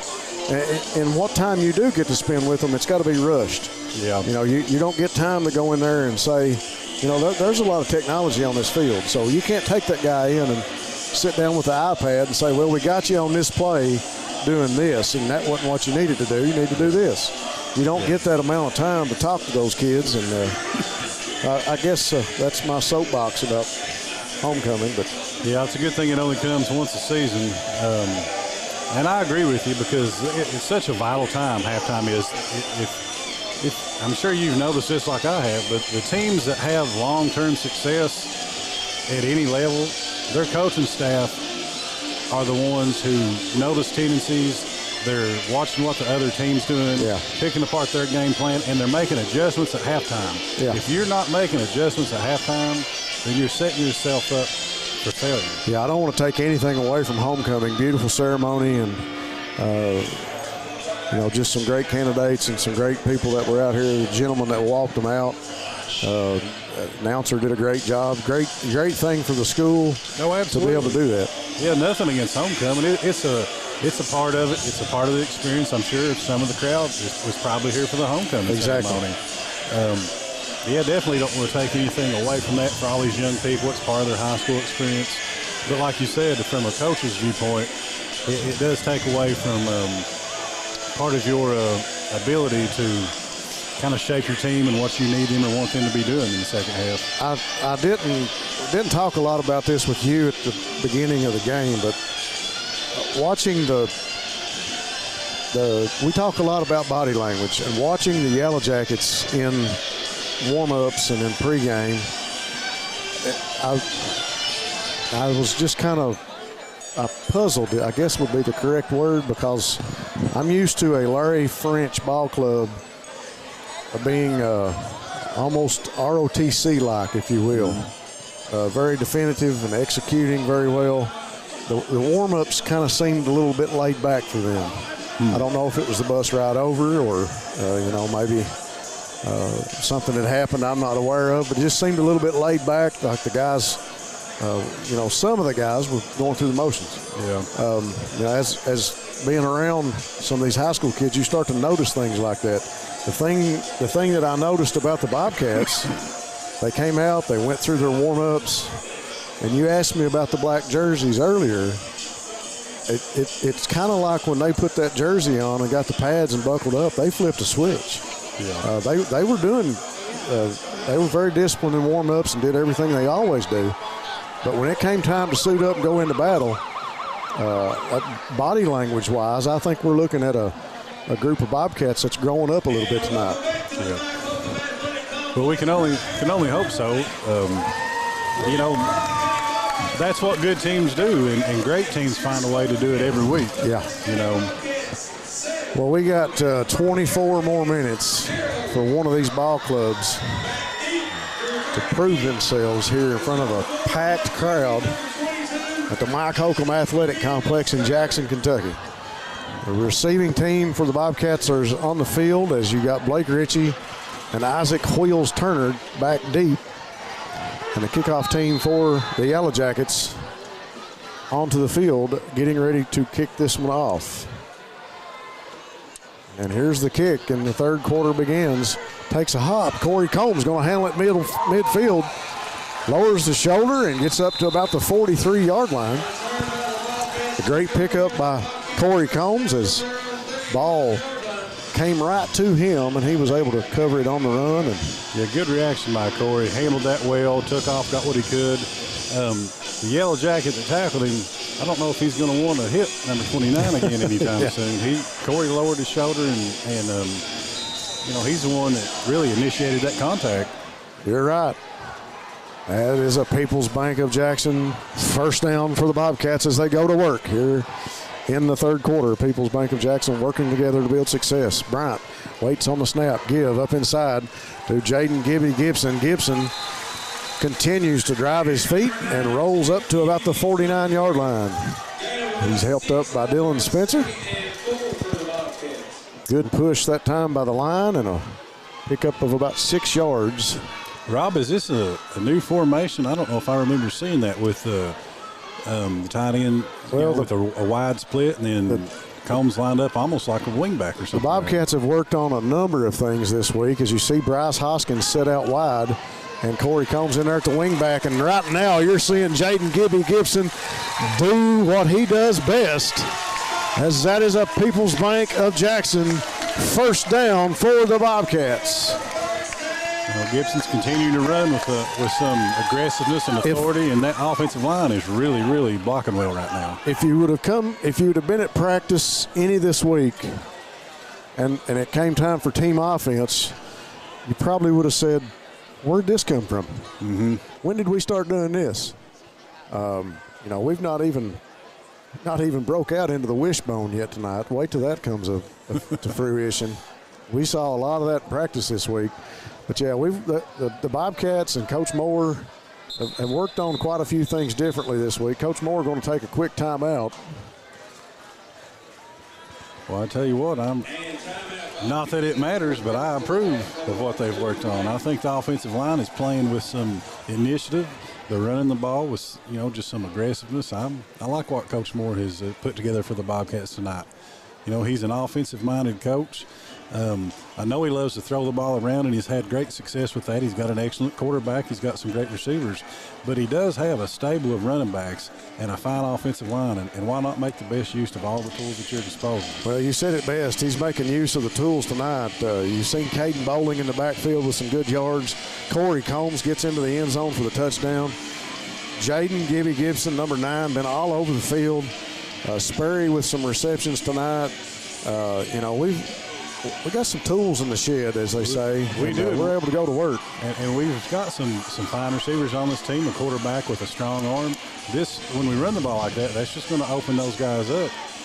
And late in this game, he may decide to put it in the air and get some more points on the board.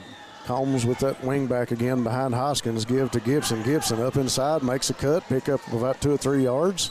Takes 2 Yellow Jackets to bring him down, and he still picks up another yard as he goes to the ground. 10:30 to go here in the third quarter. Bobcats continue to work through the Yellow Jackets territory. 7-0. Bobcats with the lead. Ball spotted now on the 28-yard line. Thanks again to Jackson Physical Therapy and Colby Watts. Jackson Physical Therapy is always here to get you back into the action. And Colby Watts is a big supporter of the Bobcats. He's always here to help our guys with injuries. Jiffy Mart, get in and out in a jiffy with gas, groceries, and a great meat department. And check out Sanford's Deli. Snap to Bryant to Gibson around the right end. Gets back to the line of scrimmage and maybe a pickup of a yard before he's tackled. Law Office of Darrell Harold, with over 30 years of taking care of the legal needs of Breathitt County and the citizens of Jackson. Hutch Automotive and Tire Works, your home in Jackson for CarQuest Auto Parts, located on Highway 15. Southern Woods Heating and Air for all your heating and cooling needs with installation or service. No job too big or too small. Breathitt Automotive, formerly Breathitt County Tire, with new owner Dustin Kilburn for all your car care and tire needs. Dr. Stephen Howard Chiropractic. If you're injured, Dr. Howard can help, including auto accidents and workers' compensation claims. Bryant, fake to Gibson, throw to Sperry. Intended receiver Sperry, ball just over his outstretched hands and out of bounds, and it will be incomplete. And the Middlesboro Yellow Jackets, Eric, have held the Bobcats, and Coach Moore looking at a 4th and 7. Ball on the 28-yard line. Yeah, that pass play developed well there, but just quite a bit of mustard on the ball there. I was thinking the same thing. Ball was on a rope. It was. It was good throw by Bryant. Just over the hands of Sperry. I think it got there a little quicker than he expected and not able to get to bring it in. Gibson tries to make something happen, and he's not going to pick up the first down. A big defensive stop that time for the Yellow Jackets with 9 minutes to go here in the third quarter. The Yellow Jackets will take over on downs.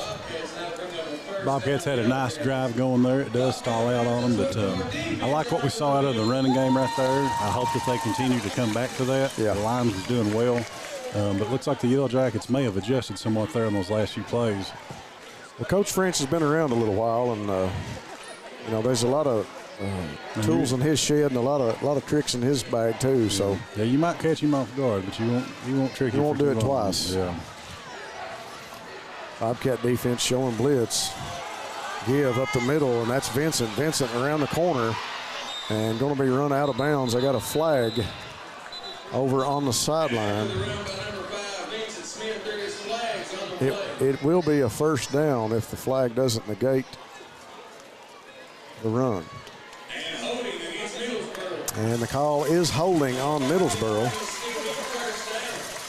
Well, we talk about how the Bobcats have been doing a fine job of setting the edge. Yeah. That could have been why the Yellow Jackets were able to get outside right there. Could have, yeah. SEC Auto Sales, be sure and stop and see the guys at SEC Auto Sales for your new ride. They have got a great selection, and they're ready to get you on the road. Stop by Rose Brothers Department Store with locations in Jackson and Bataville. Shop in the store or online at ROSEBROS.com. Rose Brothers Department Stores. Yellow Jackets come back, go to work. Bayless, single back to Vincent to his left. He gives to Vincent right around the end. And he's going to be tackled out of bounds. Not before he gets the People's Bank of Jackson first down. People's Bank of Jackson working together to build success. I think the tackle that time was made by Hoskins, I believe, out of bounds. Looked like Heath Bryce coming out of there. I'm not sure if that was the exact same play, but it was. They were attacking in the same place right there. Maybe Coach French has found something that he thinks he can get some momentum with his offense. Yep. Coach Moore, and Justin Combs with a lot of tools here defensively to use too. We talked about that earlier. Bayless give inside, tackled quickly by Tincher. Ball comes out, and they're going to say he was down.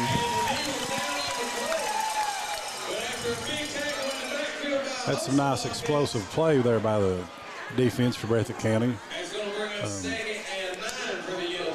Different man in the backfield that time, I do believe. I think it was number 14, if I'm correct. Jack Yoakum. I believe that was who came out of the backfield that time.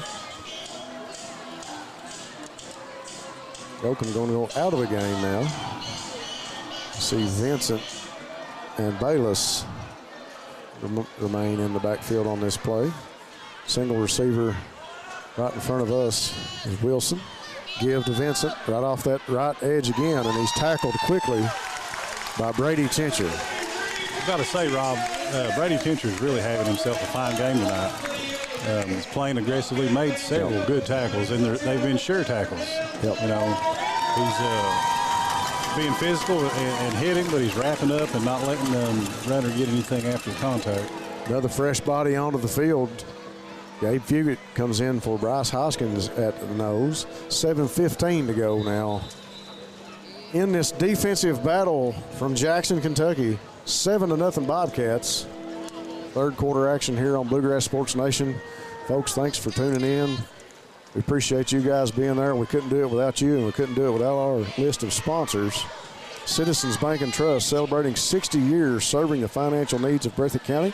Check out the free CBTJ mobile app, banking right on your mobile device.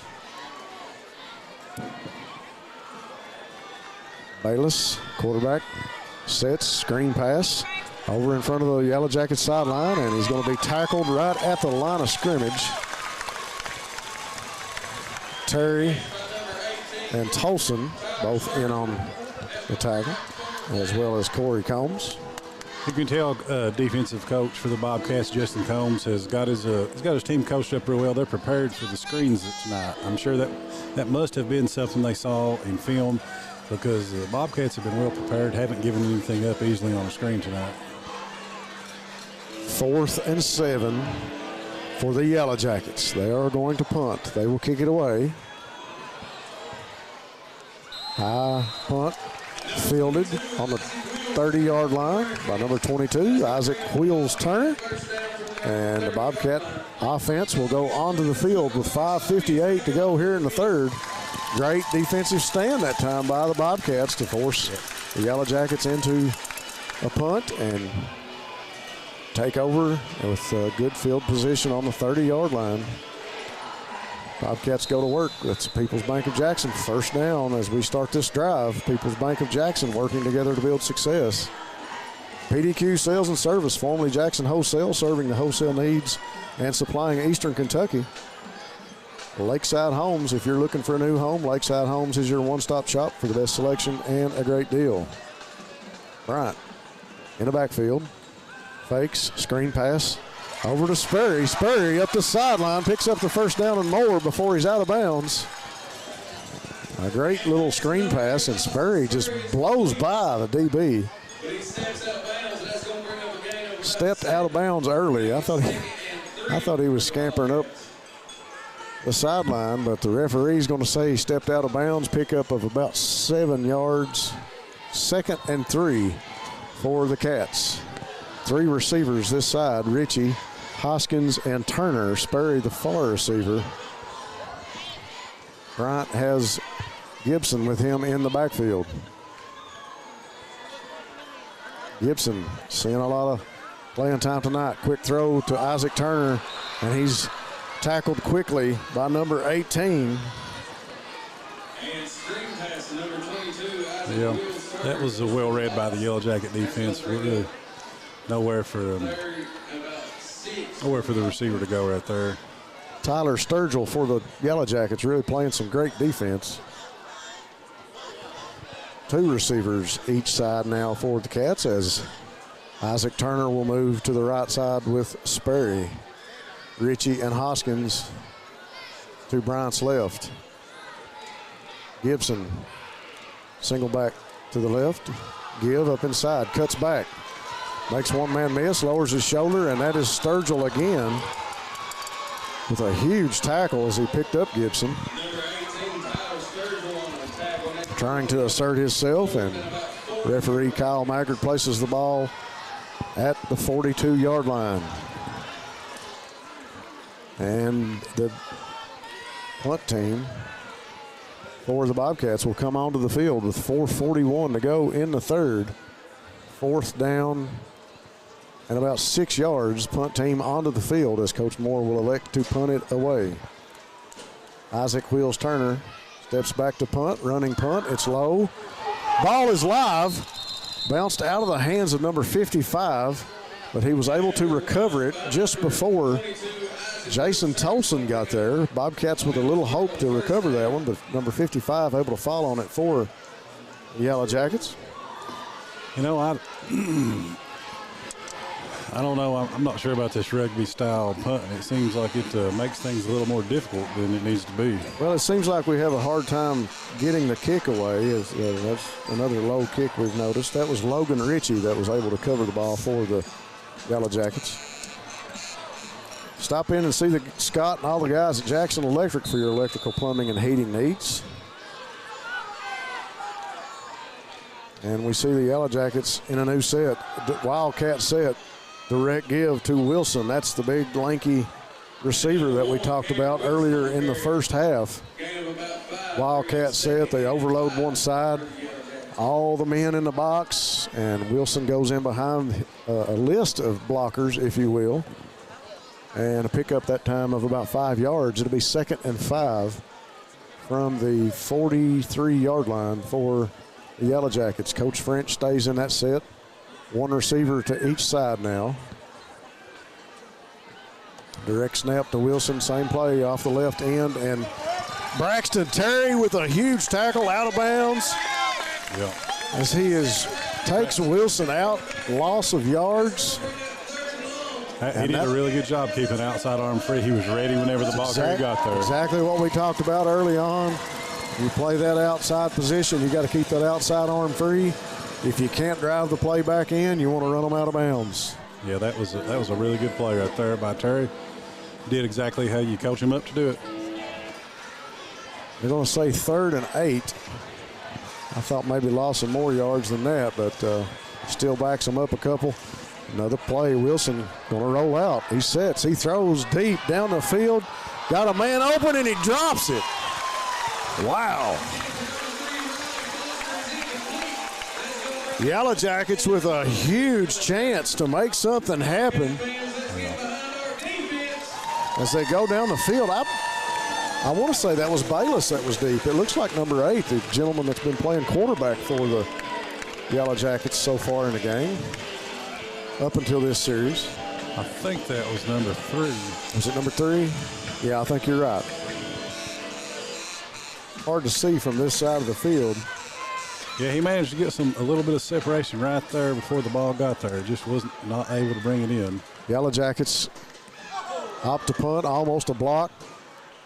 Cat's going to let it fall, and it's going to roll, take a Bobcat roll back up to about the 19-yard line.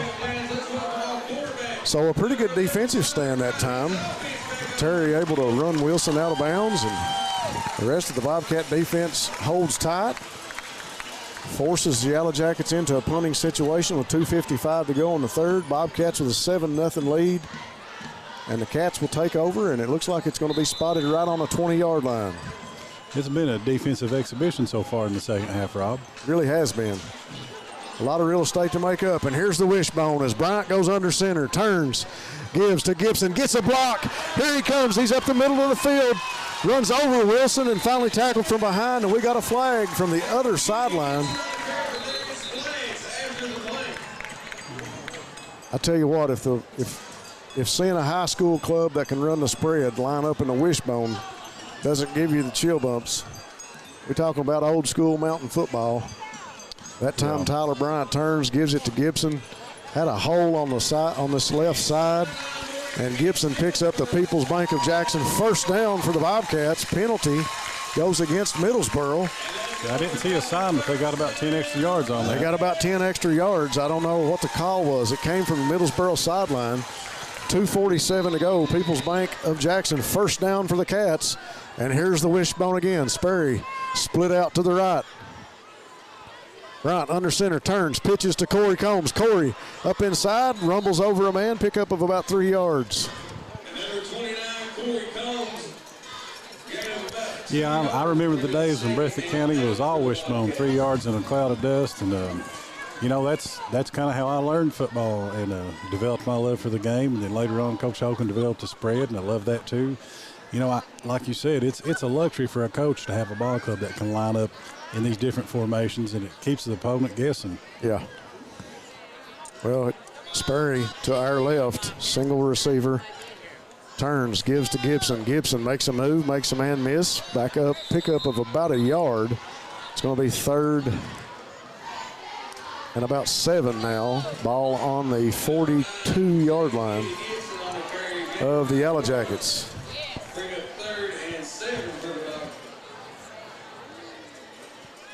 Bryant comes to the sideline, gets the call from Coach Moore. Coach Fudd Hayes just to Coach Moore's left. Getting the call from up top, talking to the guys up top on the headset. Bryant under center, turns, gives to Corey Combs. Corey up the middle. Corey picks up the first down. Takes 2 Yellow Jackets to bring him down up around the 32-yard line. That is the People's Bank of Jackson. First down for the Bobcats as they move the chains. That's what you call running with some determination, Rob. Once he started upfield, he wasn't going to be denied. Found a good hole by the offensive line, and like you said, took 2 Yellow Jackets to bring him down. It's a good thing there was 2 of them there. Yeah. Corey with a head of steam. I got to tell you, I wouldn't want to be in front of that young man. Tell you what, one of the best running back crews that the Bobcats have seen in a long time. The list of gentlemen that can run the ball in the backfield. Give again to Combs. Pick up on first down. Pick up of another 4 to 5 yards on that play. Looks like they're going to say about 3 yards. 40 seconds left here in the 3rd. I've got to agree with you. They have a stable of running backs here. Gibson and Bowen and Combs, and I'm sure there's more than I'm thinking of there. I hate to start naming names because you leave somebody out, but they've got a good quarterback and some excellent receivers as well. Tolson and Gibson also key to this. Tolson in there at fullback. Bryant under center on 2nd down and 7. Give to Gibson. Great block on the corner by Corey Combs, and Gibson up the middle of the field, finds the left sideline up to about the 15-yard line. A great seal block by Corey Combs on this left end. Really opened up the field for Gibson. That was a thing of beauty right there, Rob.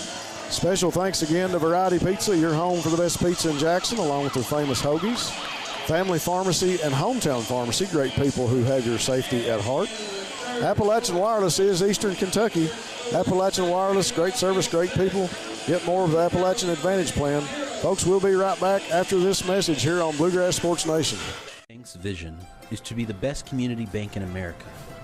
We strive to use our knowledge, talents, and resources to improve the quality of life in our communities. This year, People's Bank is celebrating our 120th anniversary by delivering 120 acts of kindness. These acts of kindness bring us just as much joy as to those that receive them.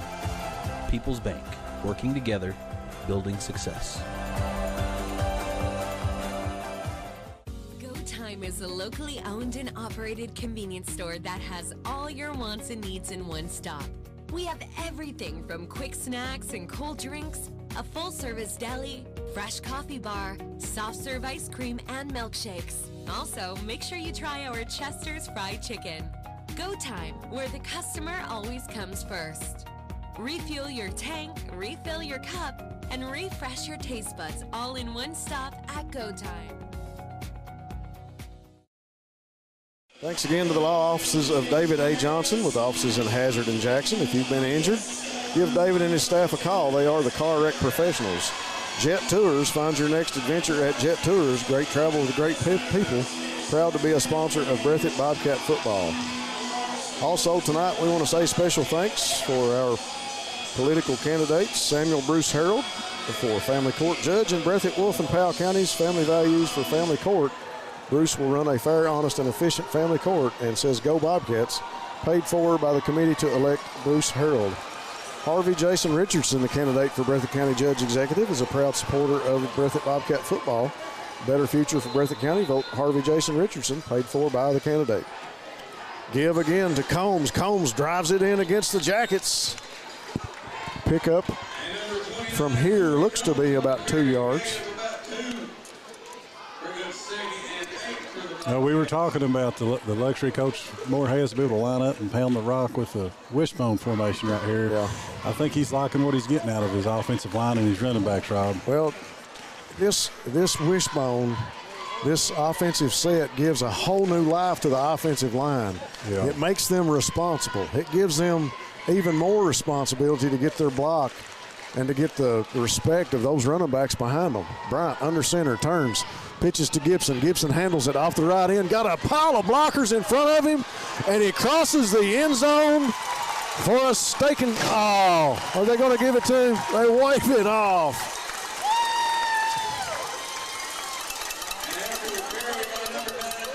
They're going to mark him down at about the 1 yard line, if that.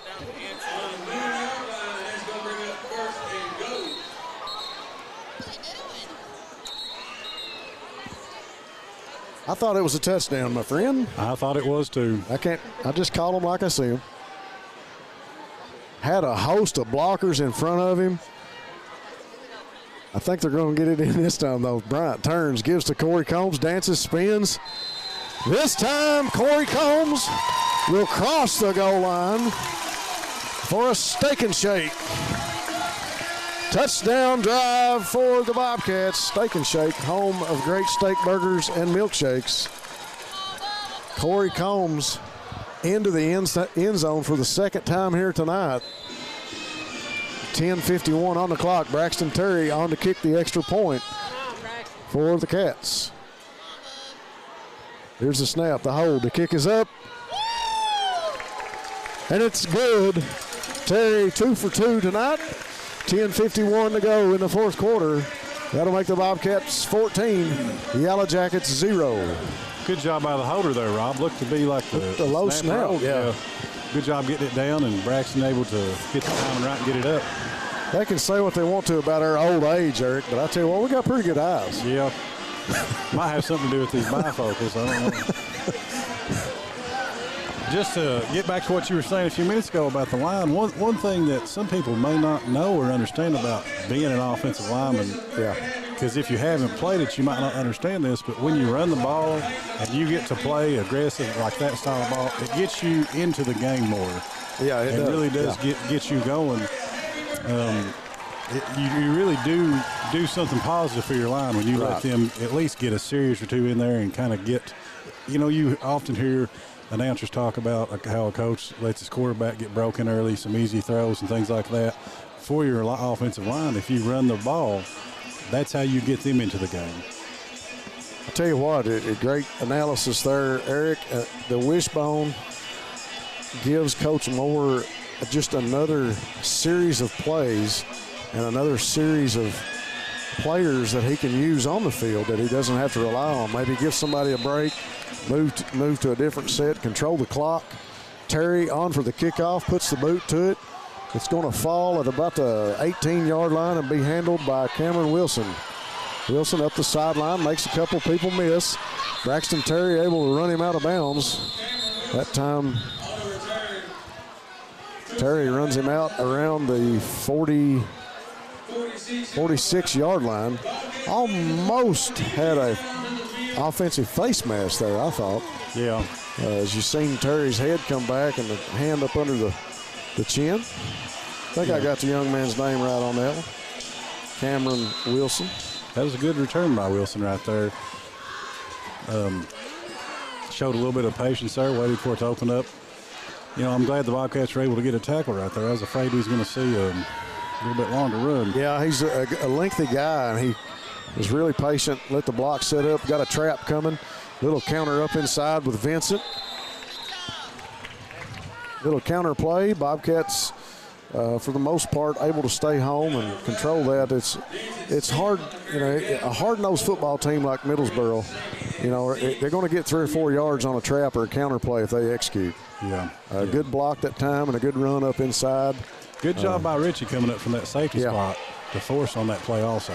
2nd and 6 now. Ball right on the 50-yard line for the Yellow Jackets.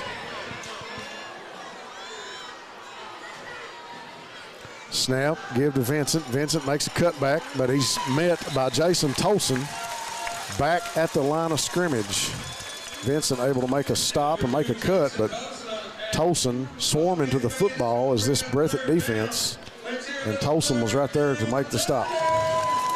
Yeah, I like what I'm seeing out of the Bobcat defense. They're playing aggressive, they're playing with some passion, but they're also playing disciplined ball and sure tackling tonight. Alignment, assignment, do your job, do your responsibility, and it'll take care of itself on defense. But so far, the Bobcats doing a great job tonight. Give to Vincent around the right end. Going to be tackled, maybe pick up of a yard. So that'll bring up fourth and about 5 yards to go. Ball just over the 50 on about the 48-yard line now. Hoskins going to come in for Fugit up inside at nose guard. 8:58 to go here in the fourth. Bobcats with a 14-0 lead.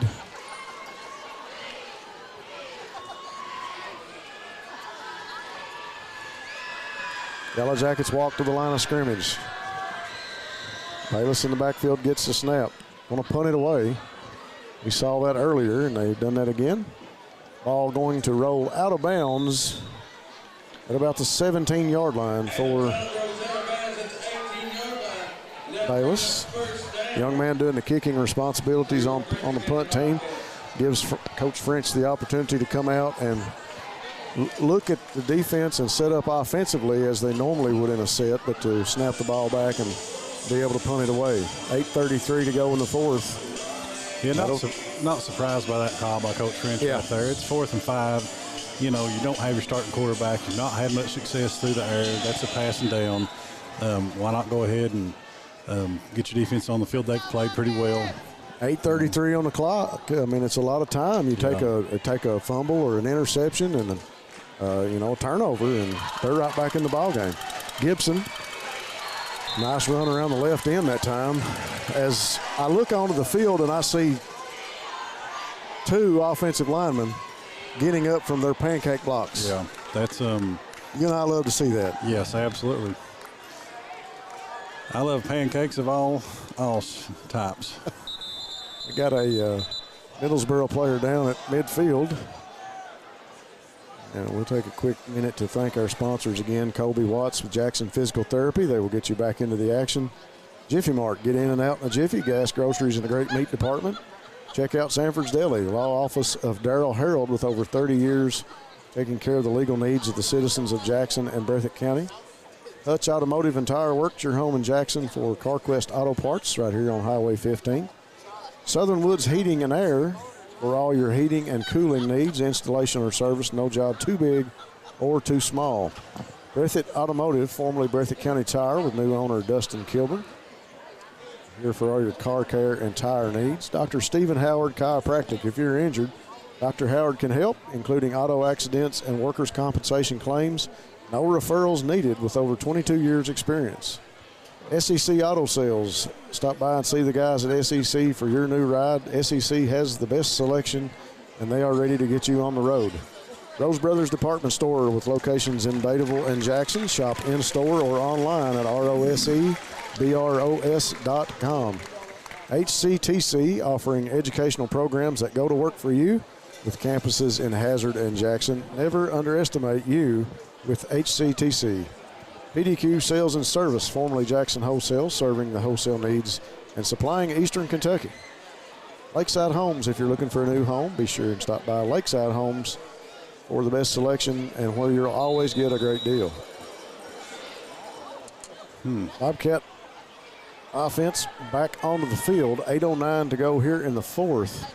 Cats with a 14-0 lead over Coach French's Yellow Jackets from Middlesboro. And the clock is running. Bryant waiting on the snap. 2 backs to his right. Give to Gibson up the middle. Finds a hole. Big pickup. No, that's Jaden Gibby. Gibson still on the go as he's forced out of bounds. Huge pickup of yards up to about the 40-yard line. The young man took the snap at the 23. Scampered around the left end. Found a hole up the middle of the field. There was a few yellow helmets there in the green grass. But Jaden Gibson made him pay for being there as he ran over a couple tacklers and got out of the arms of 2 or 3 and finally pushed out of bounds over here on the Bobcat sideline at the 40-yard line. Huge pickup. People's Bank of Jackson, first down for Jaden Gibson and the Cats. He's definitely had the lion's share of the carries for the Bobcats, and you can see why. Yeah. Cats back in the spread. Give to Gibson again up the middle. Pickup of about 5 yards. Line doing a great job of blocking up front. 2 receivers to the far side were Turner and Ritchie. And we had Sperry on this side, closest to us here on the Bobcat sideline.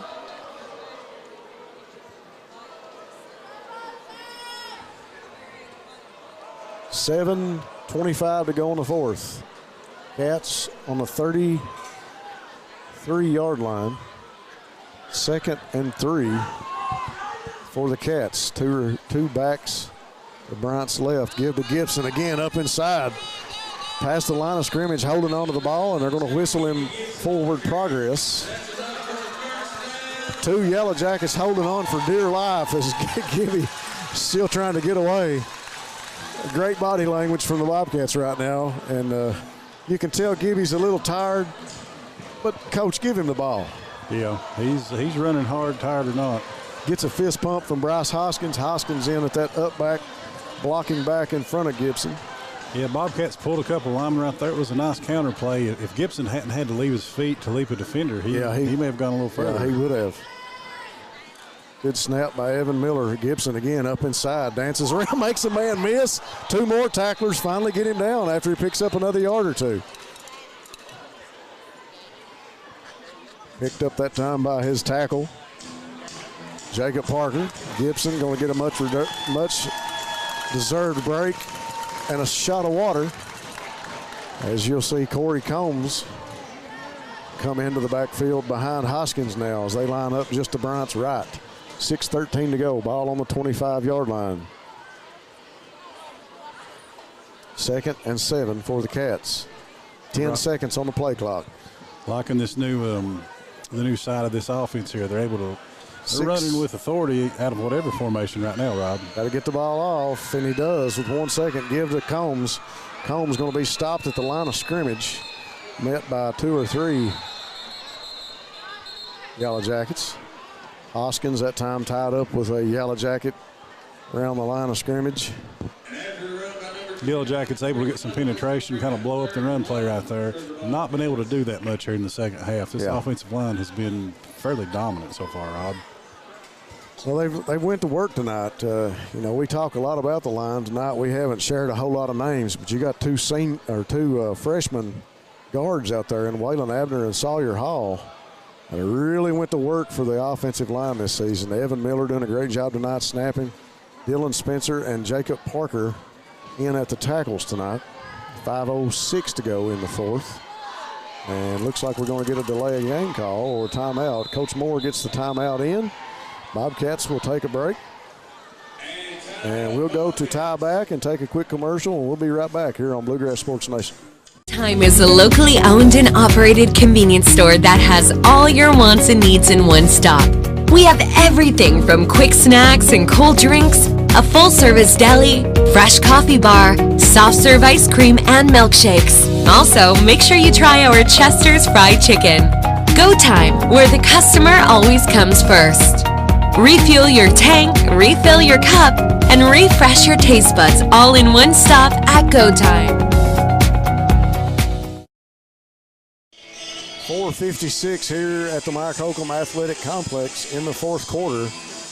Timeout by the Bobcats. Bobcats with a 14-0 lead. Special thanks again to all of our sponsors, Family Pharmacy and Hometown Pharmacy. Great people who have your safety at heart. Family and Hometown Pharmacy are proud supporters of the Bobcats.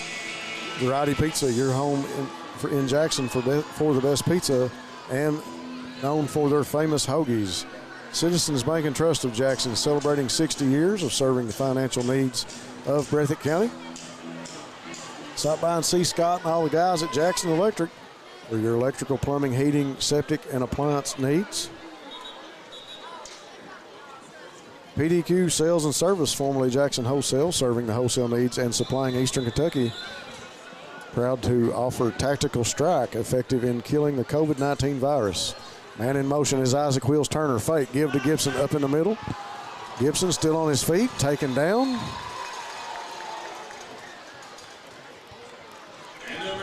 And it's going to be 4th and about 1, I believe. Ball on just over the 20-yard line, if you will. Bryant goes to the sideline, gets the play, calls the huddle. Wishbone out of the huddle. Bryant tries to draw a man off sides, doesn't do so. Looks to Coach Moore. Moore managing the clock, letting the game clock run as low as he can, and then he'll take the timeout with 1 second left on the play clock, and that'll stop it at 4:03. And Coach Moore will take a minute to talk to his troops. We'll keep it right here and say thanks again to our sponsors. Lakeside Homes, if you're looking for a new home, Lakeside Homes is your stop for the best selection, and you'll always get a great deal. Appalachian Wireless is Eastern Kentucky. Great service, great people. Get more with the Appalachian Advantage plan. The law offices of David A. Johnson, with offices in Hazard and Jackson. If you've been injured, call David and his staff. They are the car wreck professionals. Jet Tours, find your next adventure at Jet Tours with great travel and great people. Proud to be a sponsor of Breathitt Bobcat football. Also thanks to People's Bank of Jackson for sponsoring our first down drives and our pregame tonight. And thanks again to Go Time and Steak and Shake for sponsoring our scoring plays and our postgame report here on Bluegrass Sports Nation. Bobcats with a 14-0 lead, 4:03 to go in the 4th. Coach Moore able to run the clock down and take the timeout, use as much time as he can as he tries to control this game even farther. You know, I'm already a big fan of Coach Moore, but I've been impressed with the way he's called this game and managed the clock tonight, Rob. Yeah. Wishbone offense again. Turns, gives to the fullback, but we got a quick whistle inside.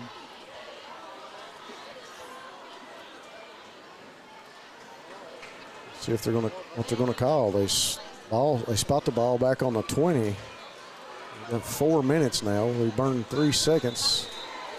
There was no penalty, I guess. Maybe the whistle had not been blown to start the play.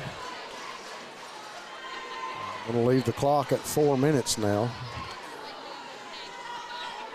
4th and about 2 yards to go. Bryant settles in under center, takes the snap, turns. Looks like he keeps it. He gets a blocker. Yeah, it kind of looked like the play didn't go off cleanly, and he just turned upfield with it. I don't know if he gave it to Tolson or if Bryant was in there blocking too. I don't know. One of the two got the first down. That is a People's Bank of Jackson first down for the Bobcats as they continue to control the last part of the 4th quarter with 3:40 to go, 14-0. Ball now on the 16-yard line as Bryant comes back into the huddle with the play. I think he turned and gave it to Tolson and just kind of stuck his head up in there and went to work to block with him too. That's the kind of quarterback is Tyler Bryant. Bryant under center, turns, gives to Gibson. Gibson makes a step around the left side, lowers his head, still on his feet, still going, and looks like they got him down around the 2-yard line. And that'll be a People's Bank of Jackson first down drive as it's 1st and goal for the Bobcats. People's Bank of Jackson working together to build success. You know, Rob, this Bobcat football team was already a pretty good ball team, but I believe they have added a whole other dimension to what they're capable of. Well, they really have, and to be mid-season, and you know, it's got to raise the eyebrows of a few good coaches. It's got to say, well, we got another set we got to prepare the defense for. Look how the Wishbone, they come out, they line up, they're quick to the line of scrimmage. This time they give to Gibson again, I believe.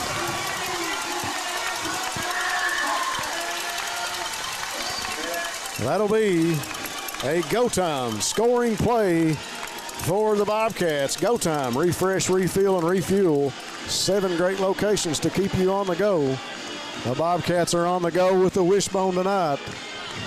They go into the end zone again with 2:35 to go in the 4th. Terry onto the field for the extra point. Here's the snap, the hold, the kick is low. Kick is no good. 2:35 to go in the 4th. That'll make it 20-0. You know, kickers sometimes take a lot of flack, but I've got to say, as someone who did a little kicking, that is not the easiest thing to do. I would imagine so. It's got to be a stressful situation mentally, whether you're kicking off, going for an extra point, or kicking a field goal. Any of those three, got to be mentally a tough position to be in. Coach Moore and the Bobcats in a good position here late in the 4th, 20-0. You know, we witnessed in the first 3 quarters of this game a very, very, very much a defensive struggle between these two. Bobcats right now, you know, I talked about earlier, I wanted them to show me they could be consistent. They have executed tonight offensively. They really got in a rhythm when they went into the wishbone. They come out of the huddle quick. They sprint to the line of scrimmage. Those are the little things that we were coached to do. When a team turns the corner and decides to take care of the little details and decides to execute, and it's not about me, but it's about the team, that's when you see a change. And I think tonight we've seen the Bobcats take a step forward, if you will. Yeah, that's when the whole team kind of elevates to the next level and opens up possibilities that, you know, maybe to kind of play a little bit longer than you would otherwise have. Exactly. It's going to be big in the playoffs. Terry onto the field for the kickoff. Waiting for the whistle.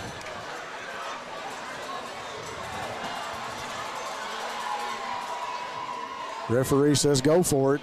Terry puts the boot to it. Wilson going to handle it at about the 23, 24-yard line. Going to get up to about the 31 or 32. Wilson slow to get up. He got hit by a gangle of Bobcats right there. Wilson still slow to get up as he manages. He gets up holding his hip, looks like. To get up and make it back to the huddle. He's going to be checked out by a couple of the Middlesboro coaches. He'll be walked off the field and checked out. 2:29 to go here in the 4th. Cats with a 20-0 lead over the Yellow Jackets. Well, one thing I liked just a few minutes ago, Rob, I saw was when the Bobcats were lining up for special teams, Coach Moore is smiling down there. I think he's happy with what he's seeing out of his team right now. I think so, too. Yellow Jackets come out, trips right, little screenplay over to number 3, and going to be rode out of bounds after a pickup of about 5 yards. 2:20 to go in the 4th. Clock starting to roll. Clock is not the friend of Coach French and the Yellow Jackets at this point. Corey Combs, Michael Hudson, I believe that's Ethan Bowling in at the nose now. Yes, it is. And Ryan Robertson in. Tolson and Combs at the linebackers. Barnett in at the end. Good block, and just as the Middlesboro player goes out of bounds, almost had a tackle. I believe that was Tincher that was going in for that tackle. Tincher and Combs. Yeah, I think Corey Combs might have got him right before he crossed the white line. I think he went end over end as he made him at the sideline. 1:15 on the clock as this huge gathering of fans starts to file out now as the Bobcats have pretty much got this one at hand and will be the winners in this district matchup here. Chased, ball thrown, and steps out of bounds as number 14 at about the 43-yard line. It is Yoakum. You know, like you said earlier, we talk about body language a lot. One thing I've got to compliment Coach French on his for his club here is I don't see any heads hung. They're not sulking. They're down 20-0 with under a minute to play, and they're still playing hard and trying to see what they can do here. Yeah, I knew coming into this game that this ball club from Middlesboro would not quit fighting. They've won a lot of close ball games this year, and that says a lot about their fortitude and capabilities at the end of a ball game. Bayless throws across the middle, almost picked off by Tolson.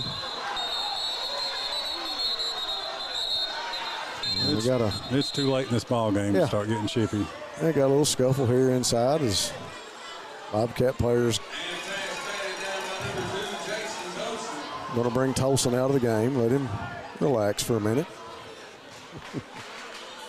54 seconds to go, 20-0 Bobcats.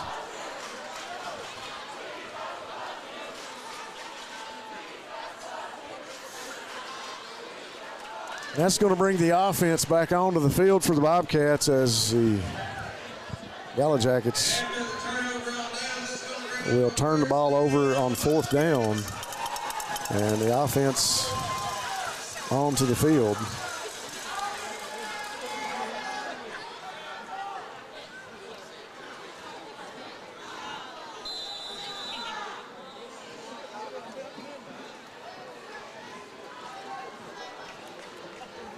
$20 to nothing.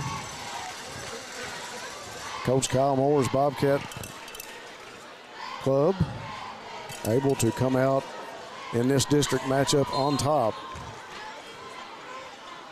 Snap to Bryant, give to Gibson. Gibson up inside off the right side and still pick up of about 4 yards.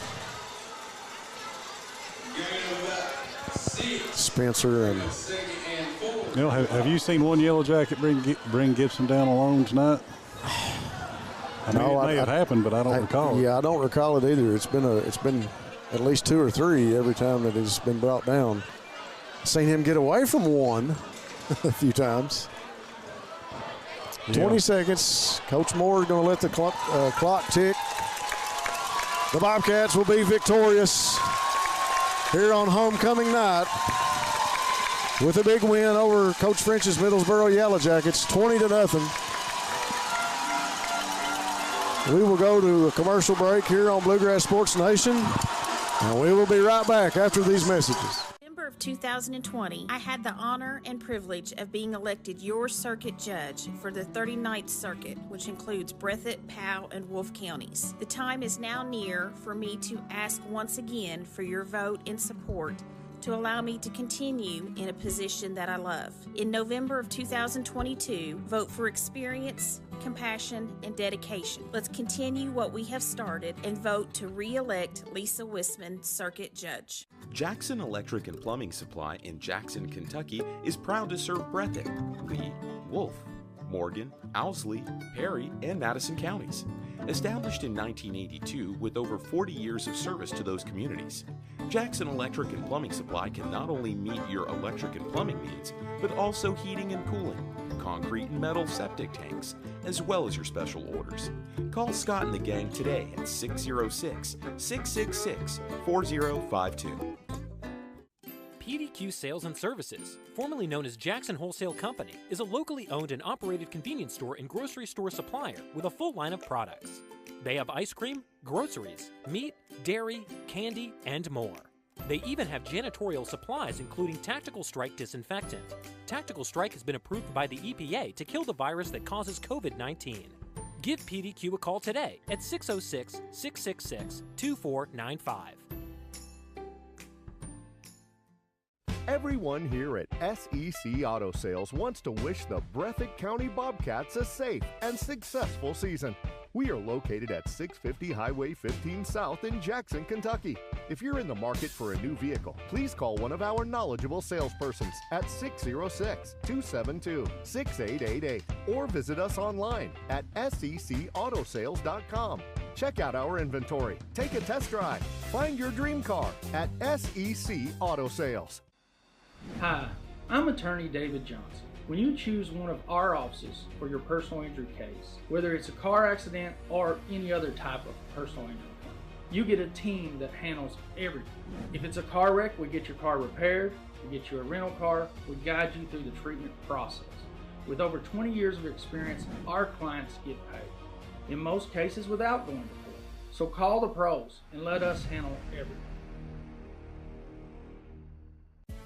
Rose Brothers Department Stores in Jackson and Bateville are happy to help bring all the exciting Bobcat football action to fans this season.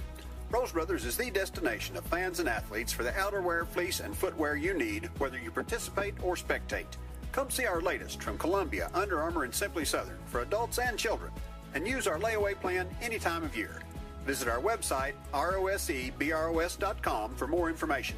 And join all of us at Rose Brothers in Jackson and Bateville in supporting the young athletes of Eastern Kentucky. Lakeside Homes, located in Jackson, Kentucky, has been serving Breathitt and surrounding counties for over 27 years. They have new and manufactured homes from Norris, Clayton, and Fleetwood, single wides, double wides, and also an assortment of quality used homes. Many financing options available, offering site prep, delivery, and setup for a no-hassle experience. To find your new home, visit them at 42 Jets Drive in Jackson or on the web at www.lakesidehomesjackson.com or call 606-666-7558. Folks, you are tuned in to Bluegrass Sports Nation, and we are live at the Mike Holcomb Athletic Complex, where the Breathitt Bobcats and Coach Kyle Moore have come out victorious in a 20-0 battle with Coach French's Middlesboro Yellow Jackets. Kind of a needed win for this Bobcat club over this Yellow Jacket club, as they, the Coach French had their number twice last year. This team has worked really hard this week, last 2 weeks in practice. We saw a defensive battle early, but then we witnessed the coming forth of the wishbone offense to this Bobcat club, as they made some things happen that we've not witnessed as of late with the run game. I want to take a minute to brag on the defense. So many times it's been difficult for us to stop the run. Letcher Central, the great quarterback, Jonah Little, we couldn't stop that guy. It was difficult for us that night. Tonight, the defense really played up to speed. They did, Rob. They played great against a good Middlesboro offense. Coach French did some things that we expected, but the Bobcats were prepared, and a goose egg on the scoreboard for the visitors is always good. Yeah, absolutely. And, it was a great atmosphere tonight. Homecoming, Cats versus Cancer, the black jerseys, a lot of stuff going on, a lot of juice for the Bobcats tonight. And they came out, and I believe what we were looking for at the beginning of the game, what you said, consistency, they had it tonight on both sides of the ball. The offensive line was consistent, running the ball. And like you said, whether they lined up in the wishbone or even in the spread late in the game, they were running the ball with power and authority. And that just gives you a team a dimension that, it's vital if you want to play deep into the playoffs and play for championships. If you can control the ball, control the clock, and impose your will on the other team, not many teams do that. The good ones and the great ones do. Well, it was a defensive battle we talked about. Congratulations to Coach Moore and the Bobcats. Big district implications between these two. The Cats now will have to take care of business at Leslie after this win to really solidify things, and they've got to beat Morgan County. It's a very important game for these two. These two ball clubs will definitely probably be 1 and 2. We'll see what happens between Middlesboro and Leslie. I'd like to be I want to be a fly on the field goal post. I know what's going on right now. They're singing happy birthday to Larry Turner, gentleman that we spoke about earlier, but it's been a long time since we've seen the fans storm the field and join the team in front of the scoreboard here at Mike Holcomb Athletic Complex. It's nice to see that kind of excitement. And you mentioned the Bobcats playing Morgan County Cougars next week. You guys will have to come to me next week. We'll be coming to visit you, Eric, and a lot of folks may not know that, but Eric lives in Morgan County and teaches over there and decides to come home and call the Bobcat games on Friday nights. But we'll be traveling to Morgan County next. Yeah, it's a good place to live. But once a Bobcat, always a Bobcat. I'll share what Kyle Crisp says before we go off the air. Kyle Crisp says 100 years and the wishbone offense is still king. You've seen it here tonight. It's a game changer, clock management, and put some points on the board. Folks, that'll do it for us here from Jackson, Kentucky. For Eric Collins, Ty Back, Darren Back, Brendan Miller, I'm Rob Hounshell. Thanks again for watching us on Bluegrass Sports Nation. Go Bobcats.